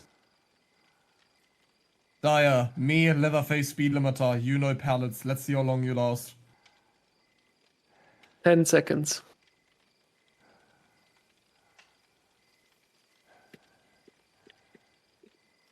Ten seconds. So, final trial of the day means also final chance to watch some ads. And final chance to ask some questions, everyone. What did you always want to know? Vacuum cleaner? No, I actually bought a new vacuum cleaner like half a year ago, and it's an absolute machine. Oi. Dyson. The Dyson vacuum cleaner. A good Dyson indeed. Are those legal in Germany? What? They might be too powerful. Oh god. We have one more Spirit trial, then we are through. We had the Billy, we had Oni, we had Wraith, we had Demo. Now we had Spirit, the first trial. Can I play killer against DBDL staff today? Unfortunately not, because we are understaffed today. We have our producer, we have our casters, we have the Rollock on the live score sheet. Big shout out. And we have Savannah playing Nancy Drew and solving some puzzles. That's the team of the day right now. Five people, a little bit smaller than People usual. enjoy my selfie, the logo. I love bunnies, yeah. Best animal. Get ran by Drew. We love you as well. Thank you for your support. And no love for me, only for you. It's difficult to compare to you, man. Savannah is out for today. Savannah is solving puzzles in Nancy Drew. The others are busy working. Weekdays are actually a little bit difficult for staff always. We are very small. I mean, community nights also require way less. That's sure as well. On weekends, we should be at 10 people minimum. Otherwise, we are not able to contribute all the tasks. Sorry about my temp name. Yeah, here the Thank you, Andy Terracon. with the the Andy with the offensive username. Yeah. Can I play at least the 1v1 against you? Yeah, people are too scared to ask me. Yeah, they know that they would win. Exactly. Today is Thanks. today is definitely difficult with community yeah, game. Maybe Demogorgon. tomorrow we have time. It's past 10. It's getting late for workers. Tomorrow we are an hour earlier on the community night, so maybe there's room for 1 or 2 games. We'll see. And tomorrow I have to wake up at 6 a.m. Yay, for 10 hours of uni. Because I've got all my Otherwise, classes Sparkling Foster, you can always challenge me on ladder when I'm around. People just want to bully Dire, and who could blame them? So what's happening with our teams? They became incredibly slow out of nowhere. I like that our producer has Elon Musk added on the friends list. Yeah, just normal. Yeah, that guy definitely Die on plays ladder? some DBD this often. You know, I've never played ladder before because I actually hate 1v1s.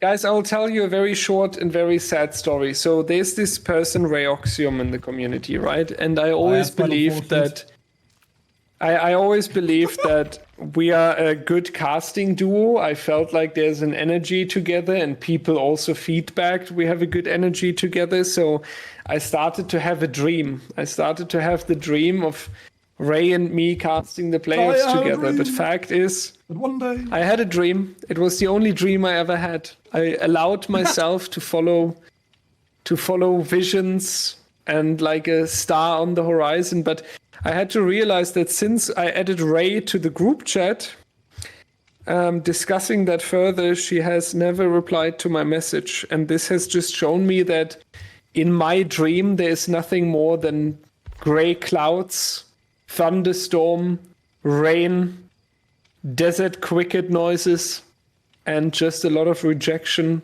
hate, insult, disrespect. Okay, it's enough. Take that, Ray has Ray. committed several war crimes in the meantime and gone against the Geneva Convention. The Geneva Conventions for Wolves. Rayoxium was actually the 25th person that was charged at the Nuremberg trials in 1945, but somehow escaped. The only person to do it was sentenced to death in all 4 accounts. Ray, I'm not talking about the DMs, I'm talking about the group chat. You Anderson.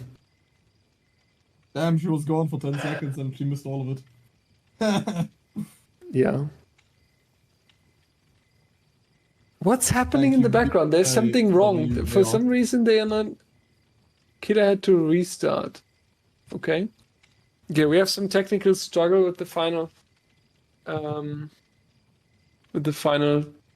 killer. Yeah, Ray and me, like, it all started very nicely. It was a good chemistry, it was a good casting, and then over time, it turned into... Yeah, like... Imagine you're trying to celebrate your birthday at a beach with cocktails and sea and friends and party and... And then actually at the end, now of course an alcohol-free cocktail. Yeah. And then at the end you're you're standing there with your birthday and everything is just black and white and raining. There's sad music in the background. A broken heart, shattered in pieces. Someone's playing cello. Which Ray would collect the pieces and throw them in the ocean. Spread your ashes in the wind. I'm yeah. No, I'm kidding. Ray is actually great. This is all positivity she will get, but she's actually great. It was a lot of fun. Musera is gone from comp though. We talk sometimes, but this person is gone from the world's whole DBD. Violin. But yeah. To put it, Ray and me are actually on the anniversary stream on the second. They actually hate each other. On the second game. This is all not a joke. No, to put it back in normal light, I actually appreciate Ray. And we also noticed the feedback we received on our chemistry together. So Ray and me are moving into the playoffs when we can as one duo together. So yeah, shout out to Ray. Was a very nice addition to our casting roster. 3 more things you need, Og. Tarragon, I'll remember that. I'll drag you out of bed. If I wake up on 8 on a Sunday, but I actually should because I'm in such a school rhythm as teacher that I always wake up at 6. I am so looking forward to my seminar starting at 8 tomorrow. Yay! After this, I immediately have to brush my teeth and go to bed. Daya, dreamer. So, slowly but steady. Come here. Come here, Daya. You need a hug? The dreamer said you need a hug, so come here. Oh, do you know this this movie scene from the Bird movie where he says you need a hug? No. And then he's hugging the bigger bird, and the bigger bird is saying, "Can you let go now?" And then the little bird says, "Do you feel better?" And the other one is like, "No." And then he's like, "Then it hasn't kicked in yet." So cute.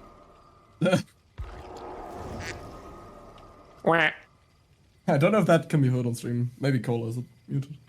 Underrated. Okay, someone said Lamau in chat, so it's probably heard. Yeah, Terracon, we have a lot of interesting casters that we took up. Cole and Prion is a combination I really like. Cole in general, not only for production, but Cole joined us for the last tournament, I believe, and or the tournament before. But Cole is this very analytical caster who has more knowledge, I feel like, than anyone on the roster, who's also doing statistics about all the games in the backgrounds. And every campfire chat with Cole feels like you're sitting in a studio with analyzing the teams with actual statistics. You know, like I'm taking a look at the standings as well before I go into campfire chat. I'm noting down a few points. But then Cole is always coming and he's like, yeah, did you know this is a 52% of set rate and this is this, and this team has lost against this team, and 6 months ago this happened in this corner of the Wrecker's Yard, and do you also know that the grass in Wrecker's Yard is 7.2 millimeters shorter than on Coal Tower? And you're sitting there in the campfire chat with Cole and you're like, I did know that, of course. No, but and this is also why Cole got the bronze match in Winter Circuit with Tofu together, because I really was like, he came in with statistics and analyzing everything and did so great. Like that's insane. And Cole is hearing that the entire time. So either he feels really cringe right now because I'm talking so positive about him, or he's smiling. I hope he's smiling. But we are back. We have said enough positive things now. We are in DBD Comp after all. So everybody send the people happy chat for Cole. Yeah, and with that, we are on the Spirit Wrecker's Yard final trial, and it is a very, very difficult win condition. We had 6 stages in the previous trial. That means 7 stages would be needed for Azu only, and we have to say only because the Spirit does not really struggle getting these hook stages together, and that already looks like a phenomenal start here. Yeah, these are immediately in the front of the trial. Shack Pellet will be used into the blind. This is usually where teams would set up for the people play as well, which we are not going to see just yet. Endeavour will be the person on the run with the ace still, despite what I said earlier. The beat comes through, but Endeavour didn't expect to survive the play, seemingly. So instead, just runs into the open and dies a bit closer to edge map, where exactly he would have wanted to go down. Also, this first time today that we'll see a Sloppy Butcher in used, or as you would say, Sloppy Butcher, and still with the same endgame perk, which is also interesting to me, considering. Yeah,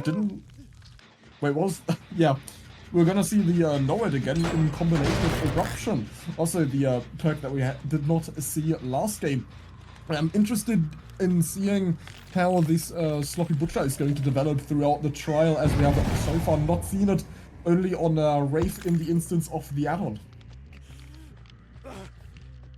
And here we are going back towards the shack a little bit because we have one additional survivor over here. That was potentially the survivor who wanted to rotate, going for the unhook. Now it's unsure if it will be an unhook or just a trade. He does make the window though, but now it's going to come down to the trade eventually. Unfortunately, Adam not able to go further than that. That's going to be the BT effect at least, but we are getting a little bit risky here. If you do that as a killer, you definitely need to make sure that this is going to land, because if you then eventually have to let go of that survivor, you would be really, really punished. Mind gaming around the pallet, holding W. Will we make it towards the fun bus? The answer is no. We are going to have the down here, and yeah, Adam is being saved already. We do have the reset there, but the important survivor is our ace. The decisive strike is coming out, not going towards the pallet here, so potentially we can just hold W. Yeah, we are not going to make it anywhere. Second hook coming in for ace, though, Mathis. We should see another generator coming out. I'm very sure we also just experienced the DS bug, and that wasn't fixed in the patch then, because that seemed unreasonably quick. That stun. I'm pretty sure that was only the 2 seconds that we had in the DS after it was changed. So extremely unfortunate for Team Timeless here, as that stun is hardly going to help our ace player and doesn't even make it to another pallet here. And you were expecting one generator to pop, but it is time for Team Timeless, contradicting in itself, to exceed all expectations and do twice the amount of what you anticipated. However, these gens are not looking too promising for our survivor side of Team Timeless here. We've got one in shack, one next to it on the hill, and another in the corner. 3 generators that, with another one also cross map from it, so they would need to get shack or the one below out of the trial here. Besides that, it would be, actually no, they don't even have to. They can just do both of the edge map generators. What am I talking about here? Exactly, they can feel free to split extremely effectively here. As you see, Akuraku and Club both taking it for Elusif to get off this hook. Last second was an extremely narrow gap that they took advantage of, and it is going to be the final run for our ace player, and it all depends. Once again, the quick and quiet user also does make the window here against Onos with the firecracker. Perfectly used! Expected the Spirit to go around that side and perfectly use the firecracker to make so much more distance. Not only does it blind the vision, but also, of course, take away a lot of audio cues that would otherwise obviously be taken advantage of by the Spirit. And as if against all odds makes it into the corner of the map and is going to allow our 3 other survivors standing a huge time window to get the penultimate and final generator pumping to power up that exit gate, as they've got a phenomenal split here with one generator practically in each side of the map. And this gives me a lot of hope here, because with a setup like this, you are perfectly bringing yourself up for a potential out on the Wrecker's Yard here. We are only talking about 3 stages so far. Yeah, we have 2 injured survivors. We can take care of that with the reset in a second, and I wouldn't be surprised if we actually see this reset. But on the way to the reset, we are finding our Adam, and our Adam doesn't have life, and our Adam is also going down, and our Adam is now on the floor, and our Adam is now picked up, and our Adam will be on a hook very soon. This is the dramaturgy that you are having in a DBD comp match. We're not going for the basement as well. Instead, we're going closer towards the generators that we are trying to protect. A little bit of a triangle that we have here, definitely easier to defend now, especially for a Spirit as well. We have Feng inside of the gen setup. Good thing that she's moving all the way towards the fun bus there, but now it's going to slow down on the survivor side, and it will be a lot more difficult to go for these generators, Mathis. Absolutely correct. We still have a decent split with Shaq and the corner gen that they could potentially work on, with one survivor now on the hook and one eliminated. Obviously, that is going to remove many of the options that our survivor team would normally have available. But now that our Spirit player Arzu also is aware of where every single survivor is, one of our the most consistent player we've had tonight, actually. Arzu played every single class so far for Team Echoes, and with phenomenal performances each time. doesn't manage to sniff out Akuraku here in the middle, trying to play a rather unsafe filler, but now all Arzu needs to do is wait for the ability to return, which is going to be a bit faster thanks to the thanks to the green add-on there. The body block comes through with the Spirit Husk, not going to allow Akuraku to vault back once the Survivor vaulted into the Spirit, and it seems like, or it sounds like they might have been doubling the kill generator as it is nearing completion. And unfortunately, Adam will be found. That is going to be Club taking a club, and it's going to be another injury, which is exactly what they can't really afford when one survivor is already on the ground, because as I said previously, the moment a survivor is injured, Spirit's ability becomes significantly and exponentially stronger than previously. But that is also going to allow our survivors for a window, going to open the window into picking up Akuraku, and that is all three survivors standing once again. Also expected Club to be a bit more confident now, returning to the generators as these survivors picked up, and expected also to commit to those two survivors now, but instead phased immediately back to our unexpected survivor and managed to secure the fifth stage onto him. That is so far hook stages only split on two survivors, the one that's already dead, and Club and Akuraku and Jaku-chan are still yet to be hooked. So Club is the one that will have to play the most defensively and safely in order to not be eliminated from the trial, as a 2v1 is usually completely unplayable in Dead by Daylight. And unplayable will be this trial very soon if our survivors are not managing to get away from the Spirit, to get these necessary resets in. We are having 5 stages. We are so close towards that win condition there. Echoes needs 1 more stage. 2 more stages actually, because we have 2 survivors hooked so far. That's going to be the poor Kate going to be hunted by the Spirit, and of course the Kate escapes, especially when coming out with the direwolf skin as well. Yeah, the charms are not correct, so it's not the official version, it's the one ordered from Wish, but still there's going to be at least a little bit of support coming out right there. Kate going once again over the pallet, winning these mind games and standing strong. Kate gameplay! What? Now that is unbelievable. The fact that Arzu was not able to listen or pinpoint exactly where our Kate was crouching there, probably on a pallet, and I didn't hear a movement even though we saw the scratch marks all around. And this might have been just, this might just have been the exact amount of time necessary for Club and Jaku-chan to power through that final generator. No, it is 40% only, as they're doubling it in the far corner. They took way too long to get to it, and I don't think they're going to have enough time to put it in time unless our Spirit player Arzu thoroughly checks the other 2 generators, wasting so much time that he doesn't even reach this generator. But obviously not. Arzu knows that there must be something up, and it is both of our survivors doubling a generator in the far corner. Jaku-chan is still nearby. That is going to be eruption applied, however, so if another survivor goes down, that should basically be GG, because I don't think our survivors will be able to get all the generators done. Never mind, we get an extremely swift unhook.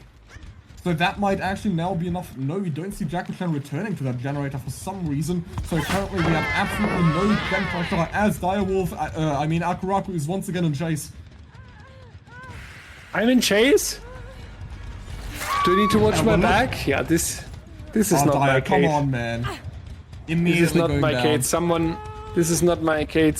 Someone yeet this man out of the server.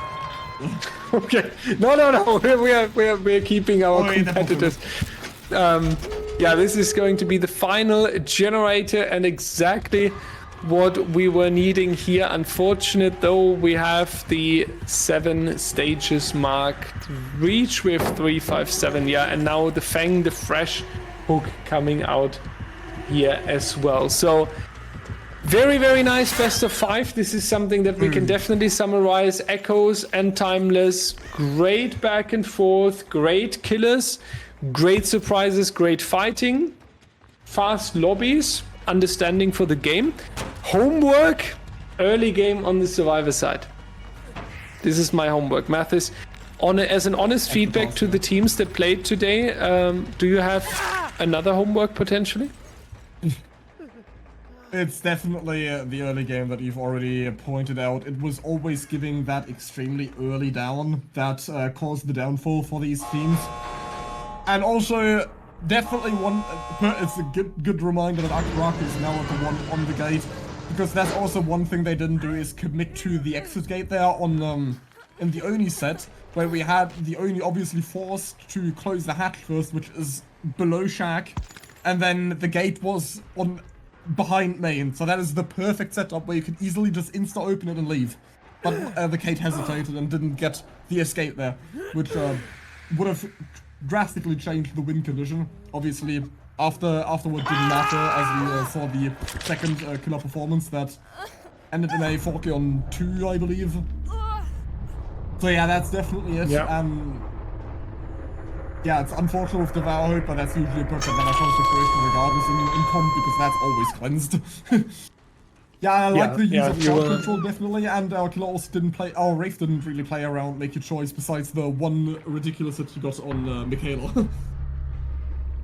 Yeah, and Echoes, towards the end of the best of 5, it's also important to mention, yeah, there were some mistakes made, just as great they played, but always keep in mind these teams are getting into comp. These teams are trying to get their name into comp, and coming out on DBDL stage in front of 400 people is a big step, and that deserves a lot of respect. And there are often some people, even in the Scrim Nights, saying, what are they doing? Do they even know where their W key is? Yeah, they do. And they are actually finding the courage of coming together, going on stage and playing here. And that deserves a lot of respect. I think this best of 5 was really fun. They were really fighting, especially the Oni game earlier, if you remember that, how the survivors were fighting. Really nice to watch. Yeah. They were fast with the lobby setup as well. Best of 5 in 3 hours is a very, very quick time, actually. So big shout out to them here for a great match today. Echoes Timeless, you're definitely... Yeah, they're definitely welcome back in the future. Thank you